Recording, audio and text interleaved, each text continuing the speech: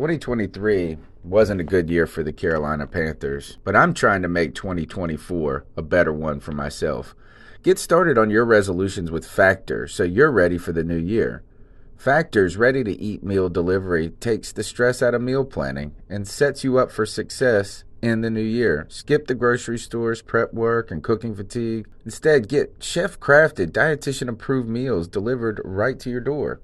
With over 35 meals to choose from per week, including keto options, calorie smart, vegan plus veggie, and more, plus over 55 weekly add-ons, you'll have a ton of nutritious and flavorful options to kickstart your resolutions. Skip that overpriced takeout trap. Factor is cheaper and way more delicious than takeout.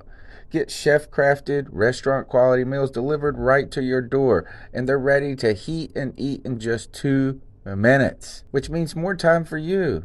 Head to factormeals.com/C350 and use the promo code C350 to get 50% off. That's code C350 at factormeals.com/C350 to get 50% off. Looking for a fun way to win up to 25 times your money this basketball season? Test your skills on Prize Picks, the most exciting way to play daily fantasy sports. Just select 2 or more players, pick more or less on their projected stats, and place your entry. You could turn $10 into $250. Right now, Prize Picks will match your first deposit up to $100. Just visit prizepicks.com/fan and use code FAN. That's code FAN at prizepicks.com/fan. Must be present in certain states. Visit prizepicks.com for restrictions and details. In a world where Carolina Panthers fans have an insatiable thirst for Panthers news and opinions, only one podcast roars ferociously. It's the C3 Panthers Podcast. What's the deal, Panther fans? It's your boy, the Professor, a.k.a. Tony Dunn. It's the C3 Panthers Podcast, and we got a special show for you tonight.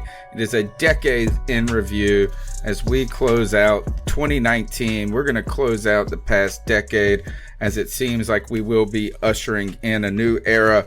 And we hope that everybody had a Merry Christmas, and we look forward to a Happy New Year. And I want to wish a Merry Christmas to my man, Cody Lashney. How are you, my friend? You shouldn't do that to somebody. And how did that make you feel? I am wonderful, man. I'm so happy to be here tonight. Man, let me tell you, this is a very special edition show for us. This is our kiss to send off the decade.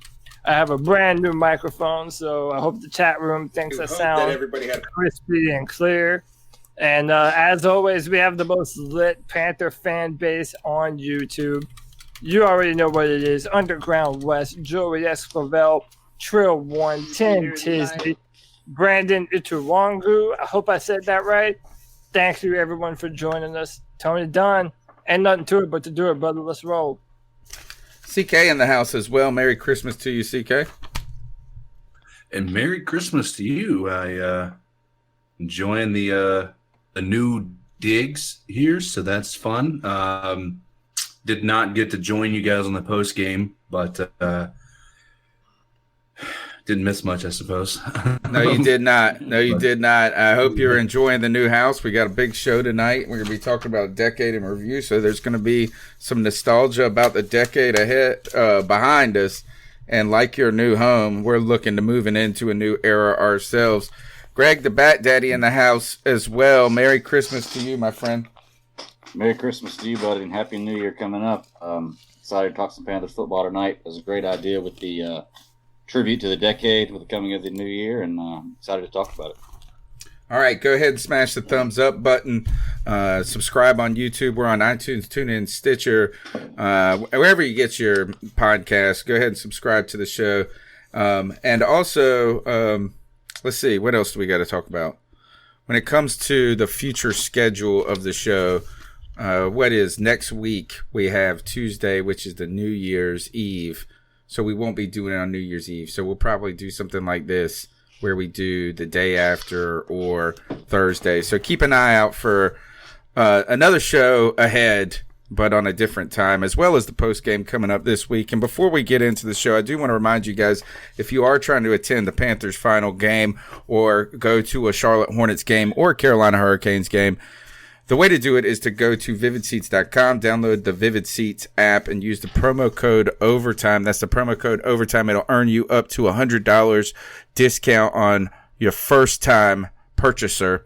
All tickets are buyer guaranteed or 100% guaranteed. It's super simple. You just sort by price, you sort by event, and they make it quick and easy and secure to buy a ticket. That is Vivid Seats, promo code OVERTIME. Get a ticket you want for a price you like. All right, guys, this show tonight I'm very excited about it. Cody suggested we do a show, a decade in review, since we are closing this out, and instead of us just talking and droning on and on about who the head coach is going to be for the Carolina Panthers or what the status is with Cam Newton, we're going to look at this from a holistic perspective. And I want to harken back to 2010, guys. It was a putrid year, 2-14, highlighted by the firing of John Fox. We had no first-round draft pick that year. It really was the end of an era in so many ways. No Jake Delhomme in 2010. It was a tank year, Jimmy Clausen.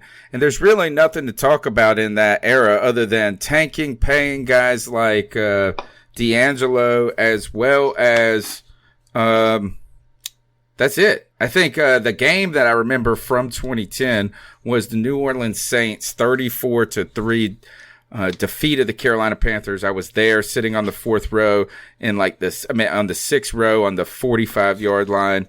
It was a tough game.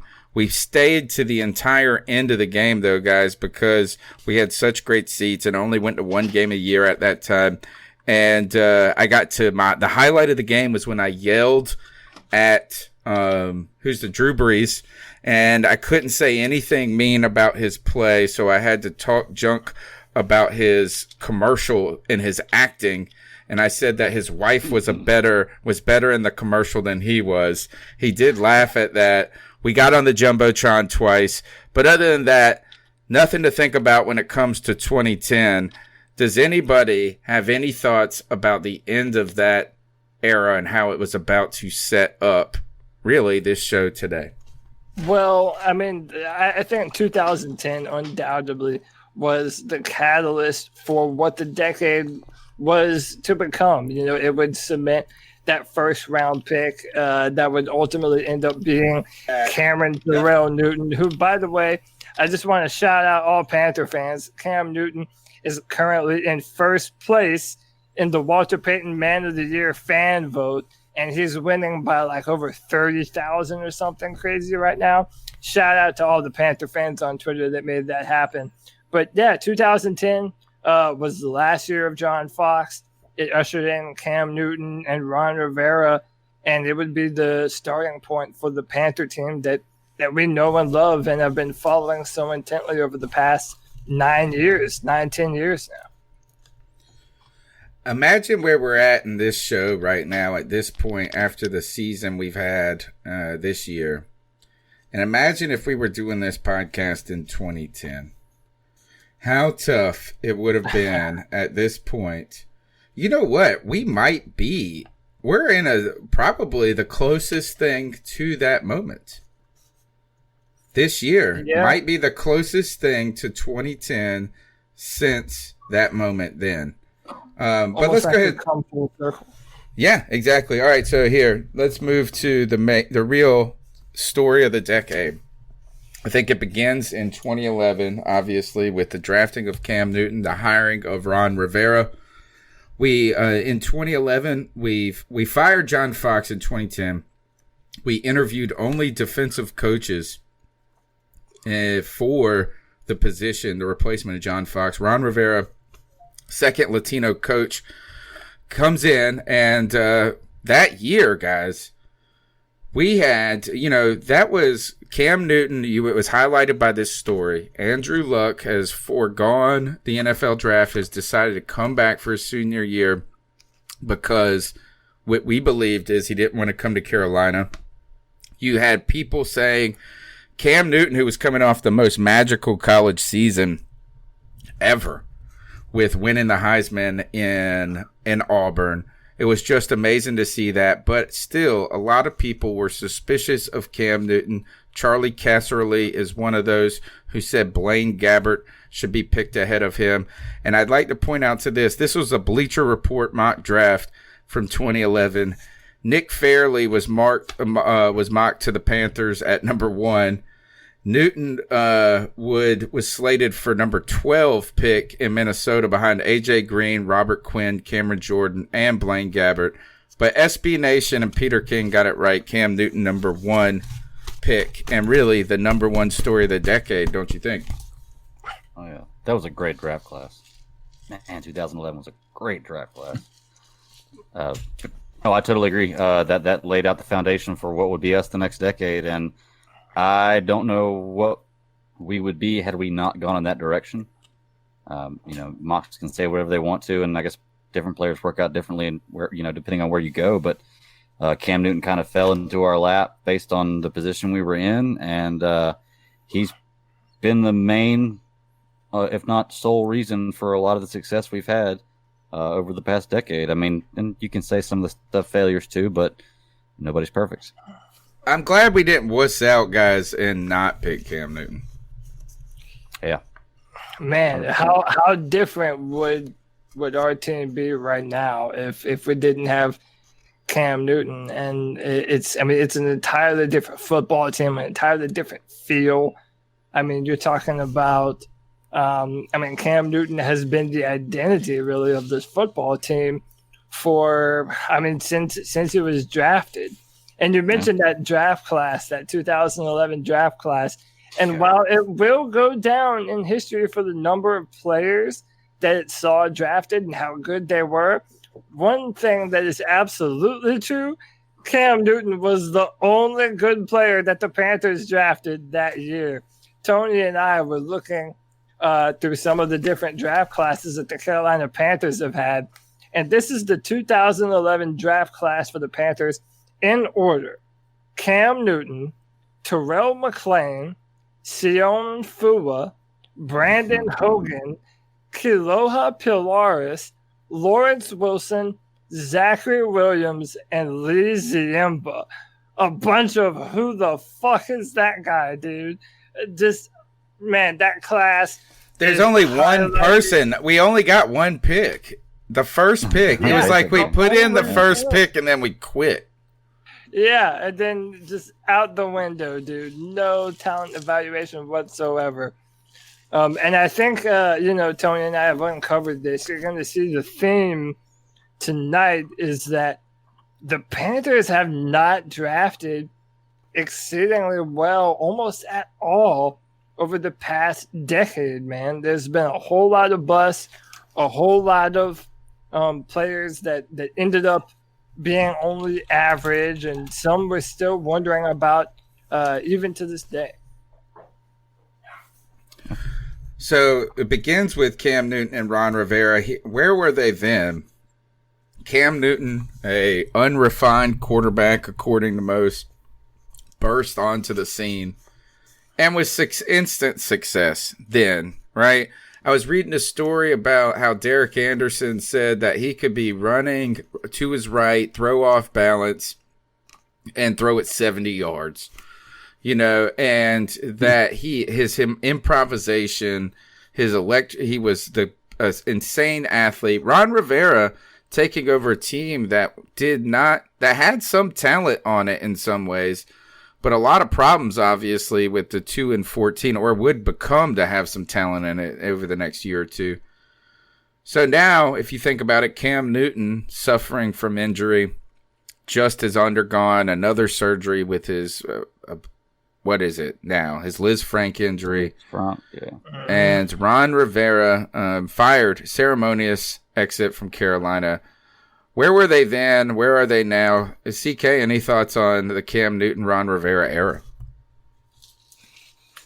Yeah, certainly. I mean, you have a lot of different angles to take from this. Obviously, we can talk about what we saw early on in the Ron Rivera era. And one of the things that I was thinking about, and one of the things that Cam Newton always benefited from up until our 2015 season, we never had a prolific offense. What had always occurred for us was Ron Rivera had built a really good defense, and our offense didn't have to do a tremendous amount of work, right? You look at 2011 team, 2012, those weren't great seasons. They didn't really culminate into much. 2013, what did we think we saw? We thought we saw the last season of Ron Rivera, and then all of a sudden we're 1-3. He goes on a 10-game tear and ends up winning the division, and that really kind of created the moniker of Riverboat Ron.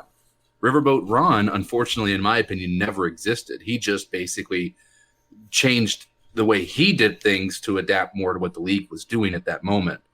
But the question about the Cam Newton and the Ron Rivera era is I don't believe that we had any year where the defense was really good and the offense was really good until 2015.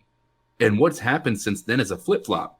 I feel like our offense has been really good since then. If you look at the numbers Newton's been putting up and with us getting, Christian McCaffrey and actually getting some decent playmakers on offense, now all of a sudden our defense is the, inept one. So I think that's where Ron Rivera's downfall really came, as the one reason that he was a good coach was he was a defensive-minded coach. We have not been good defensively since 2015. So if you think that is a good point that you mentioned about Ron Rivera never being Riverboat. I feel like we only kind of saw him when he was coaching for his job. That's when you saw the best of Ron Rivera. That's when you saw him take the chances, is when Ron Rivera felt his ass was on the hot seat. And, hey, kudos to him. He did turn it on. He is the most winningest head coach in Panther history, and he was responsible for some incredible football games that he was the coach of. So, well, I think what CK is saying too is something that I've alluded with Ron Rivera, and what I've said, over the past month since the Ron Rivera stuff has happened, is that he, over the past few years, and really since the Super Bowl, he stopped doing what made us like him in the first place. Or he started doing those things not as well. So you mentioned, I mean, if you mention this, is that even if you go back to 2011 and the tough start for the Carolina Panthers, I think they started out 0-4, even though Cam, I don't know if we were 0-4, but remember, like, Cam had all these crazy ass numbers in the first 3 games or whatever, but we lost the games. On top of that, but in 2011, I feel like we reeled off like 5 out of 8 or something like that, as well as 2012. Again, you finished the year strong after a tough year. 2013, again, another strong finish, defensive team. 2014 as well, is that while it wasn't a good year, I think you did well at the back in December. Remember, we used to say Ron Rivera and this team gets better in December, and we haven't been able to say that for the last 3 years now. And if I go back, I told you guys in 2010, if there was a memorable game for me, it was that 34-3 loss against the Saints. In 2011, does anybody have a memorable game from 2011? Because I have one at the top of my mind, but it's not the best one. I remember that first touchdown pass from Cam Newton to Steve Smith. Yeah, that's the game I remember. That's the game. Yeah, that was such a beautiful game. And Cam Newton against the Tampa Bay Buccaneers. And I'll never forget, they were wearing those throwback orange creamsicle jerseys. Cam Newton just took off, man. That's when you really got the sense of the kind of running threat that Cam Newton is and ultimately would become for the rest of his career.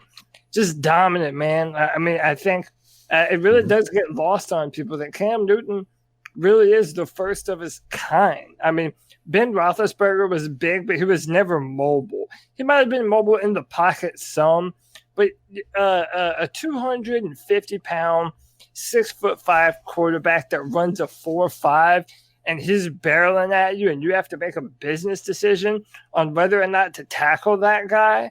I mean, just Cam Newton was one of a kind as soon as he was drafted to the Panthers. And we got the first glimpse of how dominant of a player Cam Newton could end up being very early in his career. Set the rookie passing record in 2011. Yep. The game that sticks out to me is actually the Green Bay game. Green Bay was coming off of a championship run where they actually took home the Lombardi in 2010, if I'm not mistaken. And Cam Newton came in there and came very close to beating them. Yep. It was a very close game, and it came down to the end. And what I remember most about that game isn't necessarily the performance Newton put on, which was prolific, mind you. It was a great performance by Cam Newton. The most impactful part of that entire game was the post-game interview that Aaron Rodgers gave, saying the league better watch out for Cam Newton. That guy is good, and that's something that stuck with me from day one. His first season, I still had mixed emotions about the whole thing. It wasn't about the laptop. It had nothing to do with that. I had never really thought of having a mobile quarterback for the Panthers as the franchise moving forward. And I think that moment when Aaron Rodgers put the league on notice saying Cam Newton is somebody you need to watch out for because he is going to be a great quarterback, that part is what sold me on Cam Newton. When you have a player of Aaron Rodgers' caliber, putting that moniker on Cam Newton as being having the ability and will be a great quarterback in this league, that sold me right then and there on what Cam Newton was going to be. So that was a memorable game for me just based on that post-game interview by Aaron Rodgers. Yeah. That was actually the game I was going to bring up for almost the exact same reason about Aaron Rodgers' endorsement of Cam Newton at that point. So you beat me to it there, but that's 2011's. I don't remember a super ton of games specifically from then, but yeah, that one does stand out to me. I remember after the game, Cam Newton and Aaron Rodgers meeting at the middle of the field and hugging, and Rodgers saying something to him. Then he talked in the post game. But yeah, that was definitely something that stood out for me. And I don't know if that was when I started believing. I couldn't really tell you when I started believing because I was kind of skeptical about Cam as well before we drafted him. But I turned out to be wrong, which I often do. And I don't mind being wrong in the situation. So, yeah, Green Bay. For the game, I still game of the season, wasn't it? Something like that. Let me see. I can look it up. For me, it's still that Cardinals game in the beginning. I remember. That's what's crazy is I just can remember so vividly the first game of Cam Newton's career. Let's see. The Packers was week 2. Yeah, 30-23. Yeah. Two home losses in a row. We started out, we lost to the Cardinals. See, this is where I remember too, is that Cam Newton had that fantastic game, 400 yards passing in the first 2 weeks of his career. They put the stat up every time a young buck comes in and has success in the NFL. But, we would have won that game had Patrick Peterson not returned a punt for a touchdown.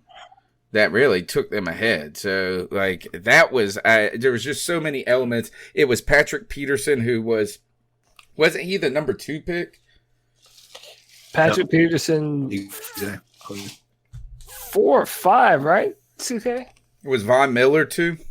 I think Von Miller was 2, yeah. Yeah, Von Miller was 2. Nick Fairley was 3, wasn't he? A lot of people thought Patrick Peterson was going to go 1 that year. Wait, who did you say was number 3? Wasn't it Nick Fairley? Nick Fairley was 3, wasn't he? No, I think wasn't Julio Jones number 3? Didn't the Falcons trade up to get who? I can't remember, to be honest with you. I'm about to. Like I said, that was such a great draft class. Because Von Miller was number 2, if I'm not mistaken. Yeah, he was number 2. I want to go and talk about a memorable game in 2012. Speaking of Ron Rivera, Cam Newton era, 2012 for me was this, guys, is that I had gotten spoiled in 2010 because I told you I went to that 34-3 game and we sat in such great seats because it was so cheap because we were terrible. We ponied up a little bit more the next year and sat lower level again in Cam's rookie year before people got too excited about it. In 2012, I went to, on November 11th, would have been my birthday. So what is that, 8 years ago? 7 years ago? 7 years ago, I would have been 31. Yeah, so I would have been 31. It would have been my 31st birthday. I had just had my full-time job, started my career for 2 years. So what we did is that we went to see the Denver Broncos game, Peyton Manning. We paid to sit in the same seats we had kind of been sitting in, those lower level. We spent $250 a ticket, bro. Wow. Yeah, it was terrible. And this is when I made a sign. We made these signs that were, it's a bird, it's a plane, it's super cam. We got on the Jumbotron. All of this, it was going to be great, except for Peyton Manning and them carved us up. And that was when I realized whenever an AFC team plays Carolina at home, that they put the game on CBS, because part of our signs that we made had Fox in the moniker, and it was the wrong channel. Everything went wrong that game, from the beginning of purchase of tickets to Peyton Manning carving us up. That was the year of the Cam Newton towel story. So, if I may give a few little keynotes before we go a little bit further. The top 10 of 2011 draft was Cam Newton, Von Miller, Marcel Darius, went to the Buffalo Bills from Alabama, A.J. Green, Patrick Peterson, Julio Jones, Alden Smith, Jake Locker, Tyron Smith, and Blaine Gabbert. Wow, so Nick Fairley wasn't in there at all. Yeah, he was number 13 to the Lions. But also another point of note about the 2012 season is that's when the Panthers changed their logo from the old one to the new one. The old classic logo to what I think is the much improved, much sleeker, cleaner Panther logo that we have worn our helmets with today. Yeah, man, this is so good. And Tony, to piggyback a little bit on the game that you mentioned, that was also the game where Steve Smith damn near decapitated Von Miller on it was like a comeback block, and Von Miller just didn't see him, and Steve Smith put Von Miller into the dirt, bro. I mean, owned his soul. Steve Smith must have had a vision from the future, and he must have seen what Von did to Cam in the Super Bowl in 2015, and he took out his revenge in the past and just laid it down on Von Miller. Yeah, but that was kind of like a butterfly effect type deal. Maybe he's what caused Von Miller to do that in 2015. Yeah. Maybe. Yeah. How about this? Maybe. Brad Dugan says 2012 was when Cam said in his post game he's putting a suggestion box at the podium for anybody to write ideas or suggestions because they got off to a bad start. That was the year so a lot of things go bad in 2012, and it started. If you remember, it started with Ryan Khalil taking out a full-page ad in the Charlotte Observer saying they were going to win the Super Bowl. Yeah. And then it just spiraled out of control. I don't know if Cam had ankle surgery that year. And that was – remember he had an ankle surgery. I think that might have been 2012.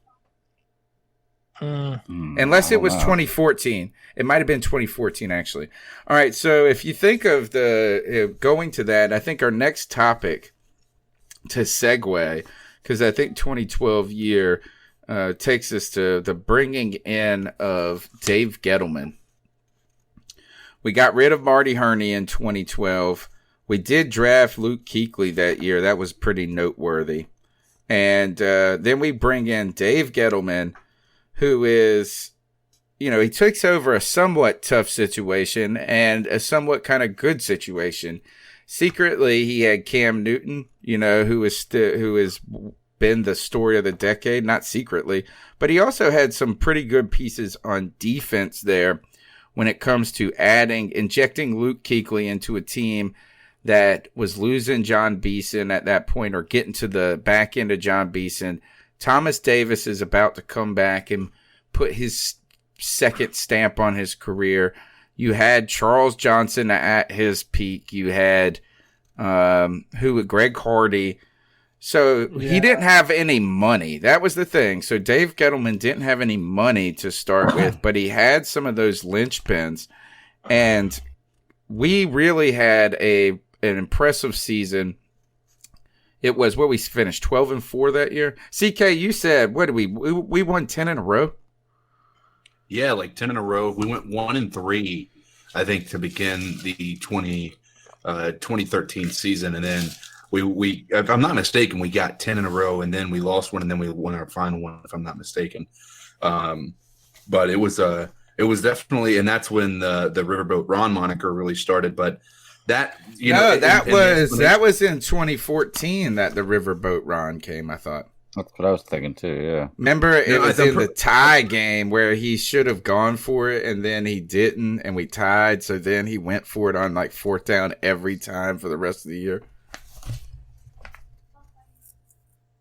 I'm not sure. I remember the 2014 season being the first time that I really, really heard the Riverboat moniker. And again, that was that was that 7-8-1 season, just weird. And again, kind of like what CK said earlier, man. Whenever Ron Rivera is coaching for his job, remember at that point, 2013 was his only claim to fame as a winning coach. Right. So 2014 was a down year from him. He had to play for his job. 2013 made a lot of our good impressions of two people. Ron Rivera got a lot of goodwill that season in 2013 because that team could not score offensively, but the defense was just insanely good. We had something like 60 sacks that year. It was like a great year.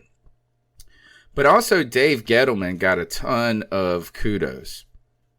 Right? He comes in, he has a fantastic draft that year, or it seemed like a good draft. He got Starr and KK. We'll talk about some of the other players. But Dave Gettleman put together this winning team with some retreads like Mike Mitchell. So you get Mike Mitchell that came in. Drayton Florence was there. They brought in. So there was all these like little pieces that he put together that made us think that Dave Gettleman was some sort of super guru. And I think some of the ways that we won games that season also made us just love so many parts of this team. From beating the Patriots on Monday Night Football with the ice up son moment, right? That was when Steve Smith put Aqib Talib or Talib Kweli, whatever his name is. Aqib Talib, yep. Aqib Talib. Remember, the snatching the chains and this and that and the ice up son, and he had to leave hurt. I think that, and then weren't you guys, was anybody at the game that year that it rained? Or not me. No, not. Who was it? Didn't some of you, Greg, did you go to a monsoon game? I went to the 2015 Colts game. Yeah, me too. I was there with you, okay. Greg. We didn't know it, but it rained horribly that game. In 2013, there was a game against the Saints where the Panthers, it poured and poured and poured, and you saw these pictures of these poor fans standing right under the spigot, and it was just pouring on their heads and stuff like this. And then it cleared up towards the end, and the Panthers couldn't do anything. They come back. They couldn't. So Ron Rivera punts the ball from like our 30 with less than 2 minutes left, and we didn't go for it on a 4th and like 9 or 4th and 8. And everybody's like, "You got to go for it. You got to go for it. What the hell are you doing?" He punted the ball. Then we put a 3 and out on him, and then Cam Newton marches us down the field, and he hit like Akeem Nicks or something for a touchdown. So you had that game that was memorable. You had the Monday Night Football game that was memorable, and so that made us feel so great. And I think we were thinking so many great things about the draft at that point too, Cody. a lot of optimism. Now let's talk about the decade of drafting or actually any other things about Dave Gettleman. Just points of note. He had problems with players. You had the story of the Steve Smith issue, to the D'Angelo Williams, to Josh Norman rescinding the franchise tag. So there were some tough things when it came to Dave Gettleman, but he had a lot of clout with us. So let's talk about the draft of the past decade, Cody. Well, yeah, so, and it's looking now that David Gettleman is probably going to end up losing his job with the Giants as well. I don't know if he'll get another GM job after failing in Carolina and New York and being an older guy. You think he's out already in New York? Yeah, I mean, that's what I'm starting to hear in the, the online rumor mill. Yeah. But, it's, I feel like it's the popular thing to do to kind of shit on Dave Gettleman. And I'm about to do it. Yeah. And listen, I'm definitely not going to defend him and say that we made the right move or that we made the wrong move and deciding to let him go. I mean, it was definitely time to move on. But I think really outside of Cam and Luke, the cornerstone of what this team has been over the past, 7 years has been players that Dave Gettleman brought in. You're looking at K1 Short, Trey Turner, Star Latulele, Andrew Norwell went undrafted. And we cannot forget, David Gettleman drafted Christian McCaffrey in 2017. And turned out to be pretty good. I will say that he did that, but I almost feel like he was forced to do that.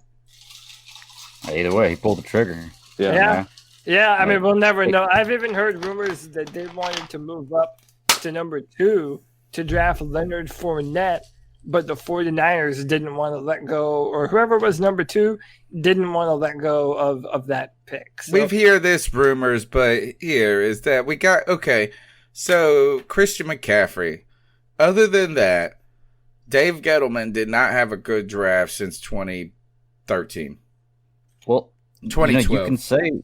You can say that, but I mean, he did give us Shaq Thompson, and while I'm not saying Shaq Thompson's the best player in the world, he's a cornerstone piece of our franchise now. We drafted him, we developed him, and now we've given him a big contract.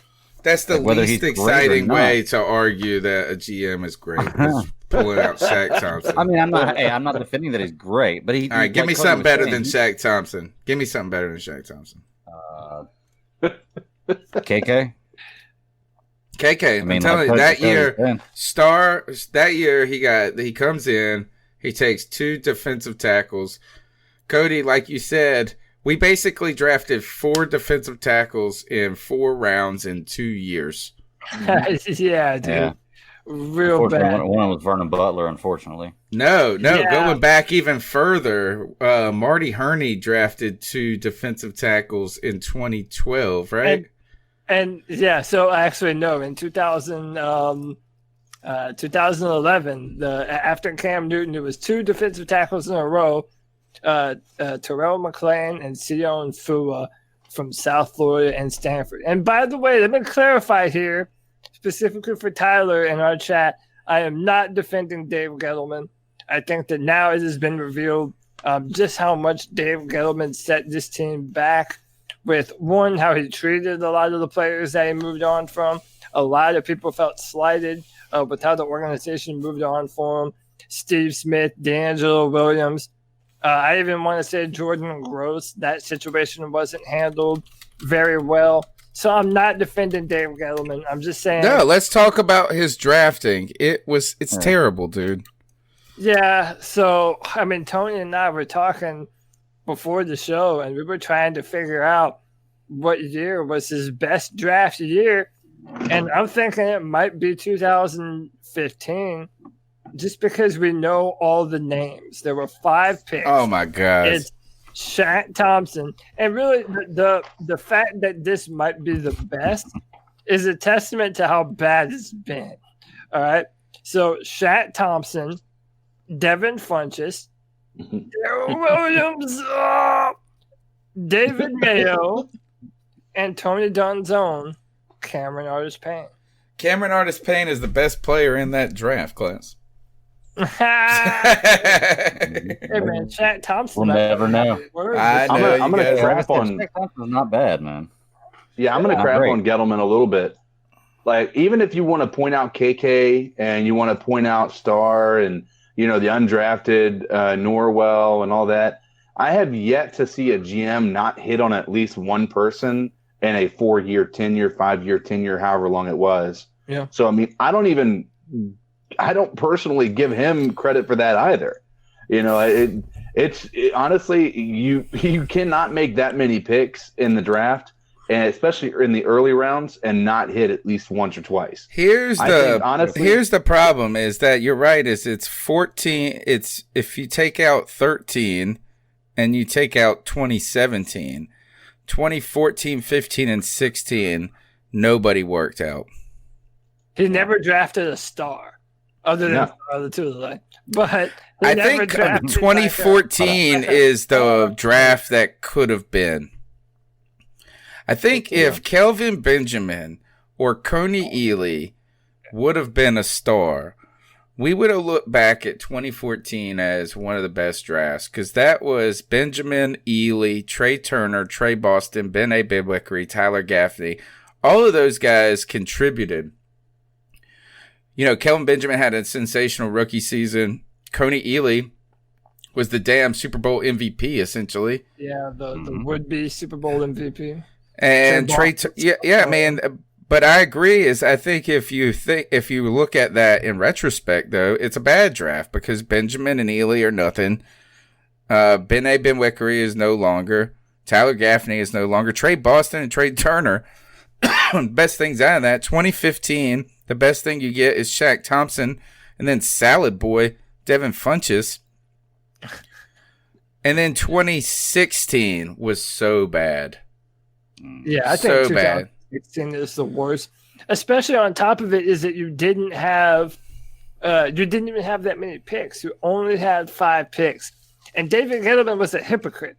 Because listen, at the time, I was a huge David Gettleman fan. Me too. I had a Gettleman for president moniker on Twitter. I listened to his press conferences. I love all his draft theologies and stuff. That's kind of what got me into really wanting to evaluate players and know football really like I do now. It was listening to Dave Gettleman press conferences. And the fact that in 2016, he was a hypocrite to his own knowledge, to his own words, because he said you never shop hungry. Meaning, if you don't have a corner, you don't go draft, and you said draft 3 corners in a row. He also always said we use free agency to set up the draft. And what did he do that year? Yeah, didn't do that at all, man. He left holes that he desperately tried to fill in Bradbury, Worley, and Sanchez. And shout out to Brother Herbert. There's still a lot of dissenting opinions on James Bradbury even to this day.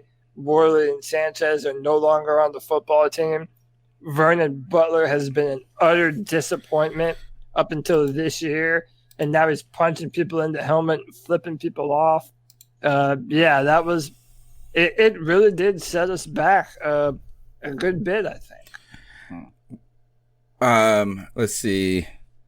We picked Devin Funchess in 2015, 41st overall. In 2016, the Saints picked Michael Thomas at 47. That sucks. That's 2 different years, I know, but still. And then the other thing is what hurts your heart, that more or that Vernon Butler was the first round draft pick there? Jeez. Gotta be the Vernon Butler. What's the biggest bust of the era? All right, here, let me say, I'll give you some names. Vernon Butler. Devin Funchess, Kelvin Benjamin. That's my vote. Kelvin.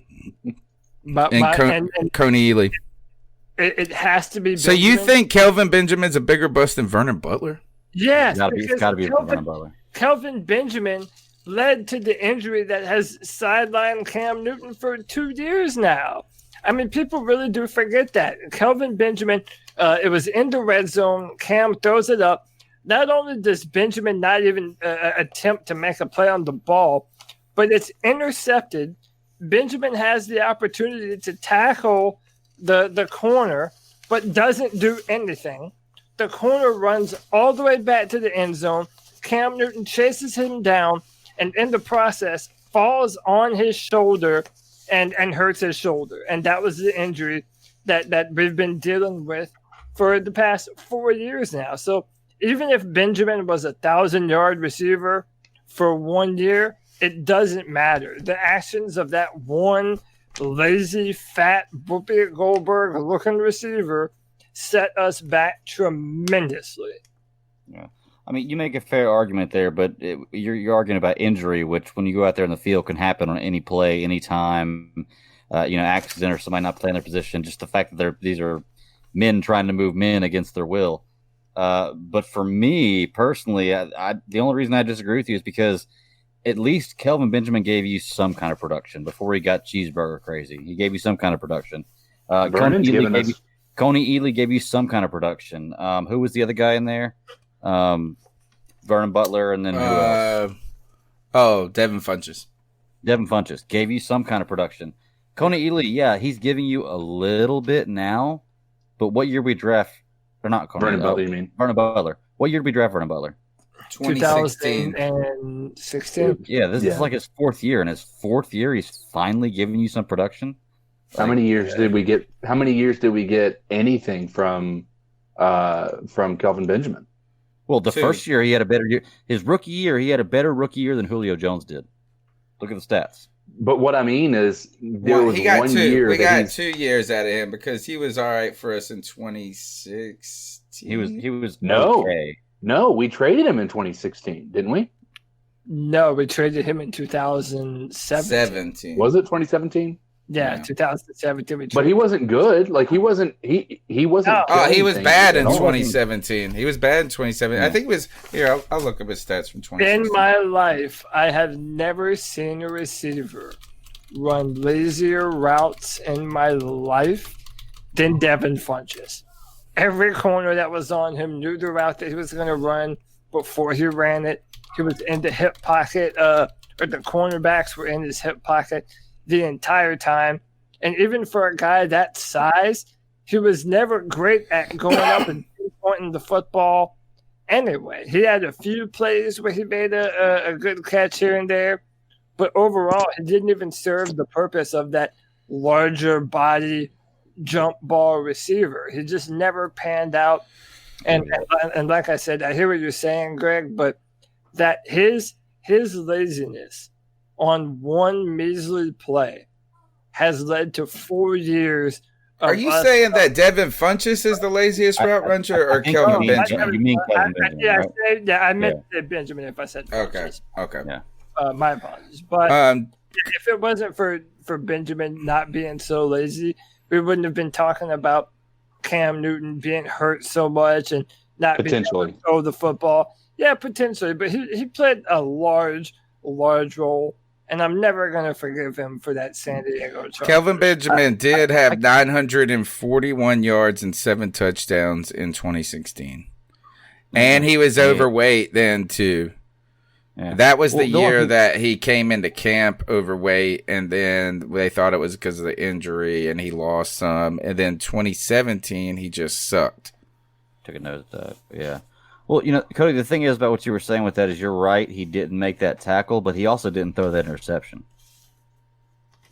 I mean, there's tons of ways you can look at that kind of different thing. I mean, actually, no. I think that interception was on his fault. Like technically, Yeah, I think he didn't even run the route. okay. I think I remember it being something. Okay. But I get what you're saying too, Greg. Is like, all right, to hold one play against him. I do think I'm kind of with you, as Vernon Butler has done less overall. Now let's turn to the next subject, though. Because really, I mean, if you think about it, is arguably 2017 was the best draft of Dave Gettleman. And that was Christian McCaffrey, Curtis Samuel, Taylor Moton, Harrison Butker. Now, in 2017, though, it was after that draft that tough talk between Dave Gettleman and guys like Thomas Davis and Greg Olson, hometown heroes, led to his firing just one day before training camp opened up. And then we brought in old Marty Herney to the return, Marty Herney 2.0. But before we move on to any of that, we do have to talk about the most magical part of the last decade and arguably the most magical moment of the Carolina Panthers' entire franchise history, and that is the 2015 season. It begins in 2015 with none other than the injury of Kelvin Benjamin, the tear of the ACL, the drafting of Devin Funchess, and we think that draft actually, at the end of 2015, we thought that the 2015, and 2014 draft, the 2014 draft, we thought it was, those two drafts were lights out by that point. Because we march in this magical run, guys. We won, 15 straight? No, we won 14. We lost the week 17 against, or week 16 against Atlanta. So we were 14-0. Then we went to 15-1, 14-1, and 15-1, right? Right. Yep. So we make it to the Super Bowl. The guys, when it comes to the magical season, this, I do think, is what made us believe that Dave Gettleman was a miracle worker. Mm-hmm. Yeah. Absolutely. Well, that season was super magical, and what the best thing about it was nobody saw it coming. I don't even think we saw it coming, especially when Kelvin Benjamin tears his ACL on a non-contact injury in the preseason at an inter-team scrimmage. Yep, against the Bills, wasn't it? And that was after his Dolphins. That's who it was. Dolphins season. Yeah, that was after his stellar rookie season. So I thought, we're done. Panther season is done, and the actual projection for them that year was to go 8-8. Like I looked up their projection; they were to go 8-8. They were supposed to projected to lose to the Seahawks in week 6, Eagles week 7, Colts week 8, Packers week 9, losing 4 in a row after starting 4-0, losing 4 in a row. Then Dallas in week 12, the Saints 13, Giants in week 15, and the Falcons in week 16. The only one that ended up being true was the Falcons in week 16. We won every one of those other games, so it was a really magical season. Nobody saw coming. And I've got some amazing stats for this season we'll go through in a minute. But I was at week 1. We were on the road. We went to Jacksonville. We faced the Jaguars, and then it was a pick 6 by Josh Norman, or 2 pick. It was a pick 6 at some point in that game that solidified things. I tell you this, is that the offense didn't start to cook right away. You could see it brewing, but that defense was a really opportunistic defense for us that year. Is that by the end of the season, they did not have the most magical stats that they did at one point in the year. Denver would be able to overtake them, and I think Seattle had a pretty sick defense that year as well. That might have been 2013. I'm thinking about Seattle, but our defense did kind of taper off a little bit mid-season or some different moments. But at the same time that happened, the offense was catching fire. So anything that could go right went right that year. Mm-hmm. Guys, initial thoughts on this is thinking back on 2015. What made that team so good? Obviously, Cam Newton in the MVP season, and really a lot of turnovers and good field position is what I remember. I think and honestly, in my personal opinion, I think it was we won a lot of the close games. The problem was, I guess the one thing you could knock on that team is that we let too many teams back in. I don't know if you guys remember, but every game we were winning by like 3 touchdowns. And we let every single one of them get back in the game because of Ron Rivera's game plan and how he plays the game. We still pulled those out. But the thing that sticks out to me most about that is, like I talked about before, is really that was the first time that everything was working in sync. Like, we'd always had a really good defense by that point, but we hadn't really had an offense that was able to put things together. And then we finally had an offense that was able to put things together, and the defense was still really good.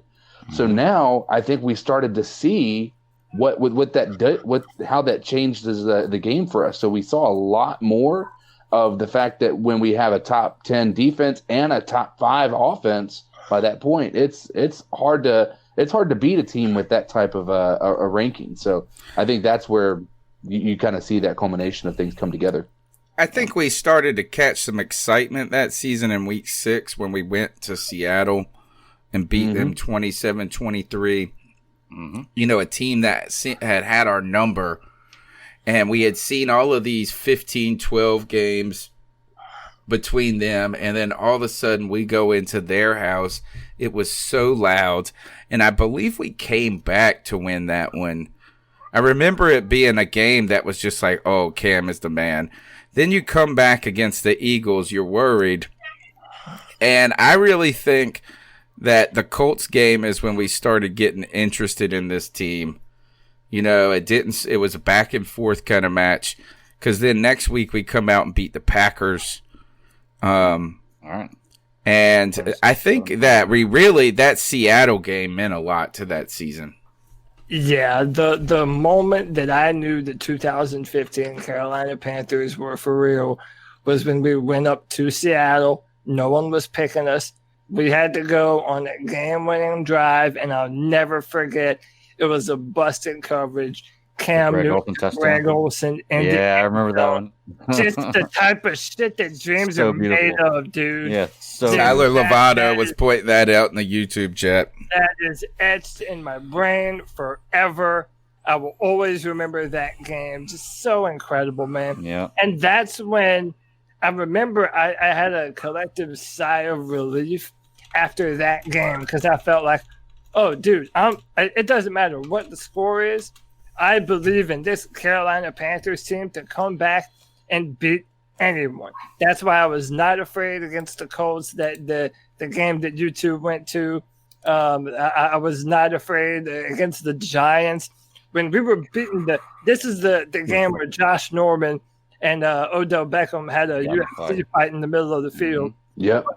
But dude, we were beating them down, and like CK said, that Panthers defense stingy at the front, but at the back end of the football game, the third and fourth quarter, we let the Giants all the way back, and Cam Newton just put the team on his shoulders, drove us down the field for the field goal that won us the football game. And I was never worried in any of those games because of what the Panthers did to the Seahawks in Seattle. You know what? It still gives me chills thinking about it. Every time that it's kind of like the Christian McCaffrey slant pass when Cam Newton said, you've been watching film, we'll watch this. You kind of got that same feel with that Giants game when it cut to Cam Newton on that TV screen. They came back. They were winning the game, I think, by 1 point. We needed to be able to get in field goal range to win it. Otherwise, we were going to lose that game, if I'm not mistaken, or at least go into overtime. Yeah. And Cam Newton just, I think, put everybody's mind at ease when he just gave that head shake of like, it's going to be all right, guys. Don't worry, I got this. And that was the one that's become the famous GIF, right? Yeah, absolutely. Where he's like, the head nod. Yeah, and just basically like, all right, just give me the ball. Listen, we got this. We got that this. Was like a 55-yard field goal too, wasn't it? That was a really long field goal to win that game. Yeah, it was a. But I mean, it wouldn't have happened if Cam Newton didn't get away from Jason Pierre-Paul right there at that last play that got him within field goal range. That was an incredible play that he could have easily just slid down and then just tried to.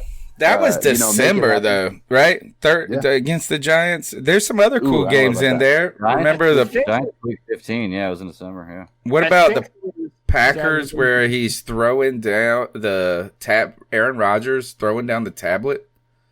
The frustrated Aaron Rodgers. After Thomas Davis intercepts him. Yeah, because he threw an interception to Thomas Davis, but he had a dude wide open in the end zone. That was when Cam missed him.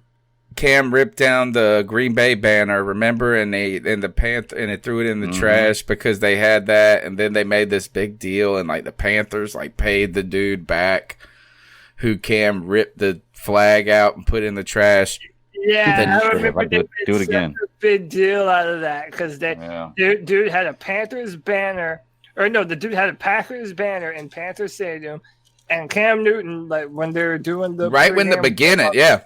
Yeah, dude, he just ripped that shit down. And by the way, he should have, man. You respect this house, okay? Right. You don't hang up banners of We other should have football never teams. paid Hell for that no. guy's banner back. Then No. the next week had a similar story because the Panthers go to Tennessee. Cam Newton does a full-on forward flip into the end zone. Remember, near landed it. I think he did. He may have even. That was the Texans. Yeah, that was the Texans. Yes. Yeah. Oh, Dude. okay. Yeah. I was there for that one. I thought he did that against Tennessee too, but remember something happened against the Tennessee game. He was dancing, and the Tennessee Titans and the came mom got mad. The Tennessee mom. And then after the game, he was like, hey, if you don't want me to do it, don't let me in. Yeah. Yeah. Vintage Cam Newton, man. And she wrote a letter. She wrote a letter to the editor. The one lady did of the Charlotte Observer. Got a lot of play. So you're right. All right, this team is fun to watch. Cam is cocky. People are thinking, and really, to me, the statement game of the that said this team is for real in that season. I think the Seahawks game is the most important, but Thanksgiving Against Dallas. versus the Yes. Cowboys. Yep. That was Finally, we that was when win people started a taking us really primetime seriously. game. Just so, and how about this? Do you remember? Okay, so what were we at that time? Like 8-0, 9-0. That was week So- 12, so we were 11-0. Okay, we're Yeah. 11-0. The Cowboys had just gotten Tony Romo back because he had a collarbone injury. so he rushed him back. Yeah. Yeah. They rushed him back, which by Then the he way, ended Thomas his career. That game Thomas- ended his career. Thomas Davis would re-snap that same collarbone in that Thanksgiving game. But how about this? The undefeated Panthers were an underdog on Thanksgiving Day to a Dallas team that had maybe won 3 or 4 games that All entire because Romo. year. All Yeah, but- because of Romo, dude. Dude, Dallas always gets that benefit of the doubt, man. Look at them this year. They were favored in every game they played this year except for the Patriots game. And they're not even going to have a winning season. God, that season Yeah. was so great. We beat the Falcons 38-0 in week 14. The first time At we played them. home. Yeah. At home. Well, Listen to this, though, fellas. Listen to this. Cam Newton's stats, okay? Because I want to point out an interesting thing about these stats. 495 attempts, 296 completions, okay? That's a 59.8% completion rate. Not great. That's his MVP season. 3,837 yards, 35 passing touchdowns, 10 rushing touchdowns, 10 interceptions. He had 52 plays of 20-plus yards and 10 plays of 40-plus yards. Had a 99.4 QBR rating for the entire year. Ran for 636 yards, only had 4 fumbles, but he had 3 rushes over 20 yards and 1 rush over 40 yards. I Of thought all he those had stats, 50 touchdowns that year. I thought he did too, but I was looking at the stats and it said he had 35 passing and 10 rushing. Yeah. I didn't add it, but I thought he had 50 altogether. I don't know. Maybe I was wrong. But of all those stats that I just told you, the 99.4 QBR and the 35 passing touchdowns are the only career highs for him. Which means that even in this MVP season, if he can have everything clicking on all cylinders, he can be even better than this. Which 'Cause we even saw. These weren't even his, yeah. Yeah. We saw that last year before he got hurt with his shoulder. I mean, we saw him making, it wasn't like explosive plays. He wasn't able to push the ball down the field even last year before the injury, but we started to see him really come on strong and actually have career highs in a lot of those categories as far as completion and QBR and everything. So, I mean, the thing is I personally look at Cam Newton as more than just a mobile quarterback. And I think that's the problem is a lot of people only are going to put that moniker on him when in all honesty, he has been, if you look at his numbers passing, I've said it before and I'll continue to preach this. He is on pace, if not to exceed, but to at least match most of the elite quarterbacks you would consider Hall of Fame quarterbacks in the NFL right now. Yep. Just the reality of the situation. And I'm with you it 100%, CK. I think he's a good passer. Well, he undoubtedly is. And one of the things I wanted to pinpoint, Cam Newton was the first player drafted under the current CBA, which is now about to expire. And that was the first time. I mean, beforehand, you had Matthew Stafford getting paid all the money in the world without ever having to play a snap of NFL football. Same with Sam Bradford. Jamarcus Russell. Jamarcus Russell is what broke the bank.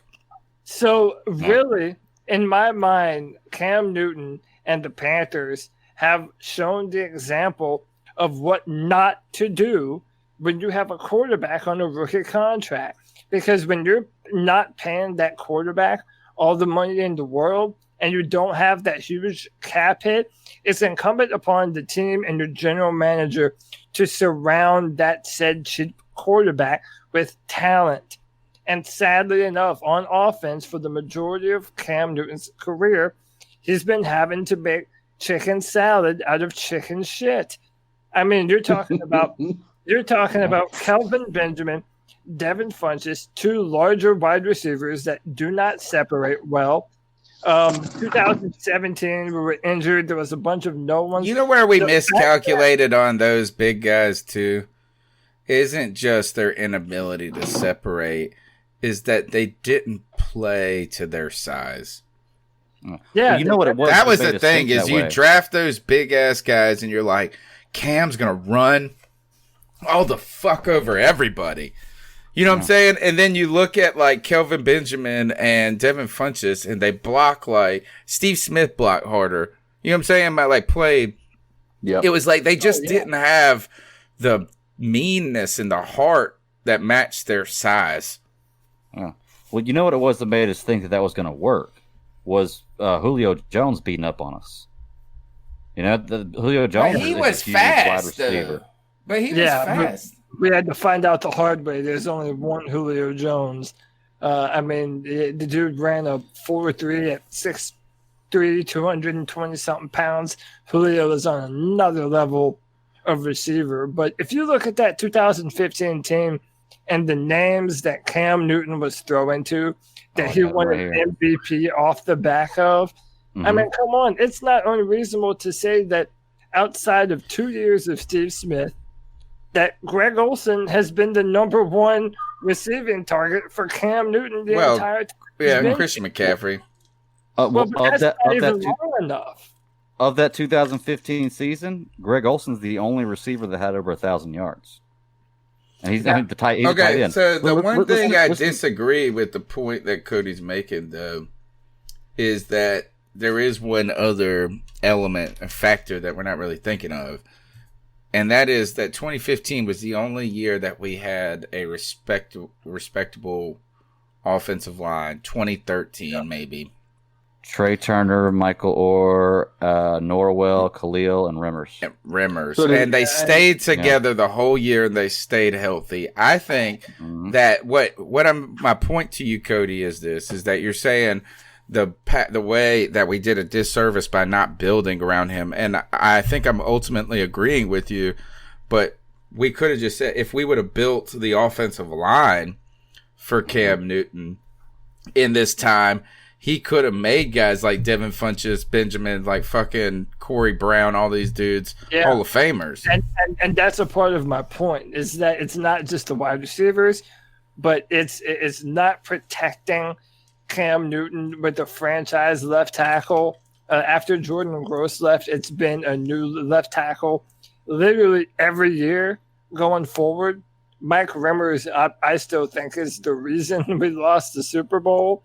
Von Miller just ate him alive, and Mike Shula refused to put another tight end on him to help block.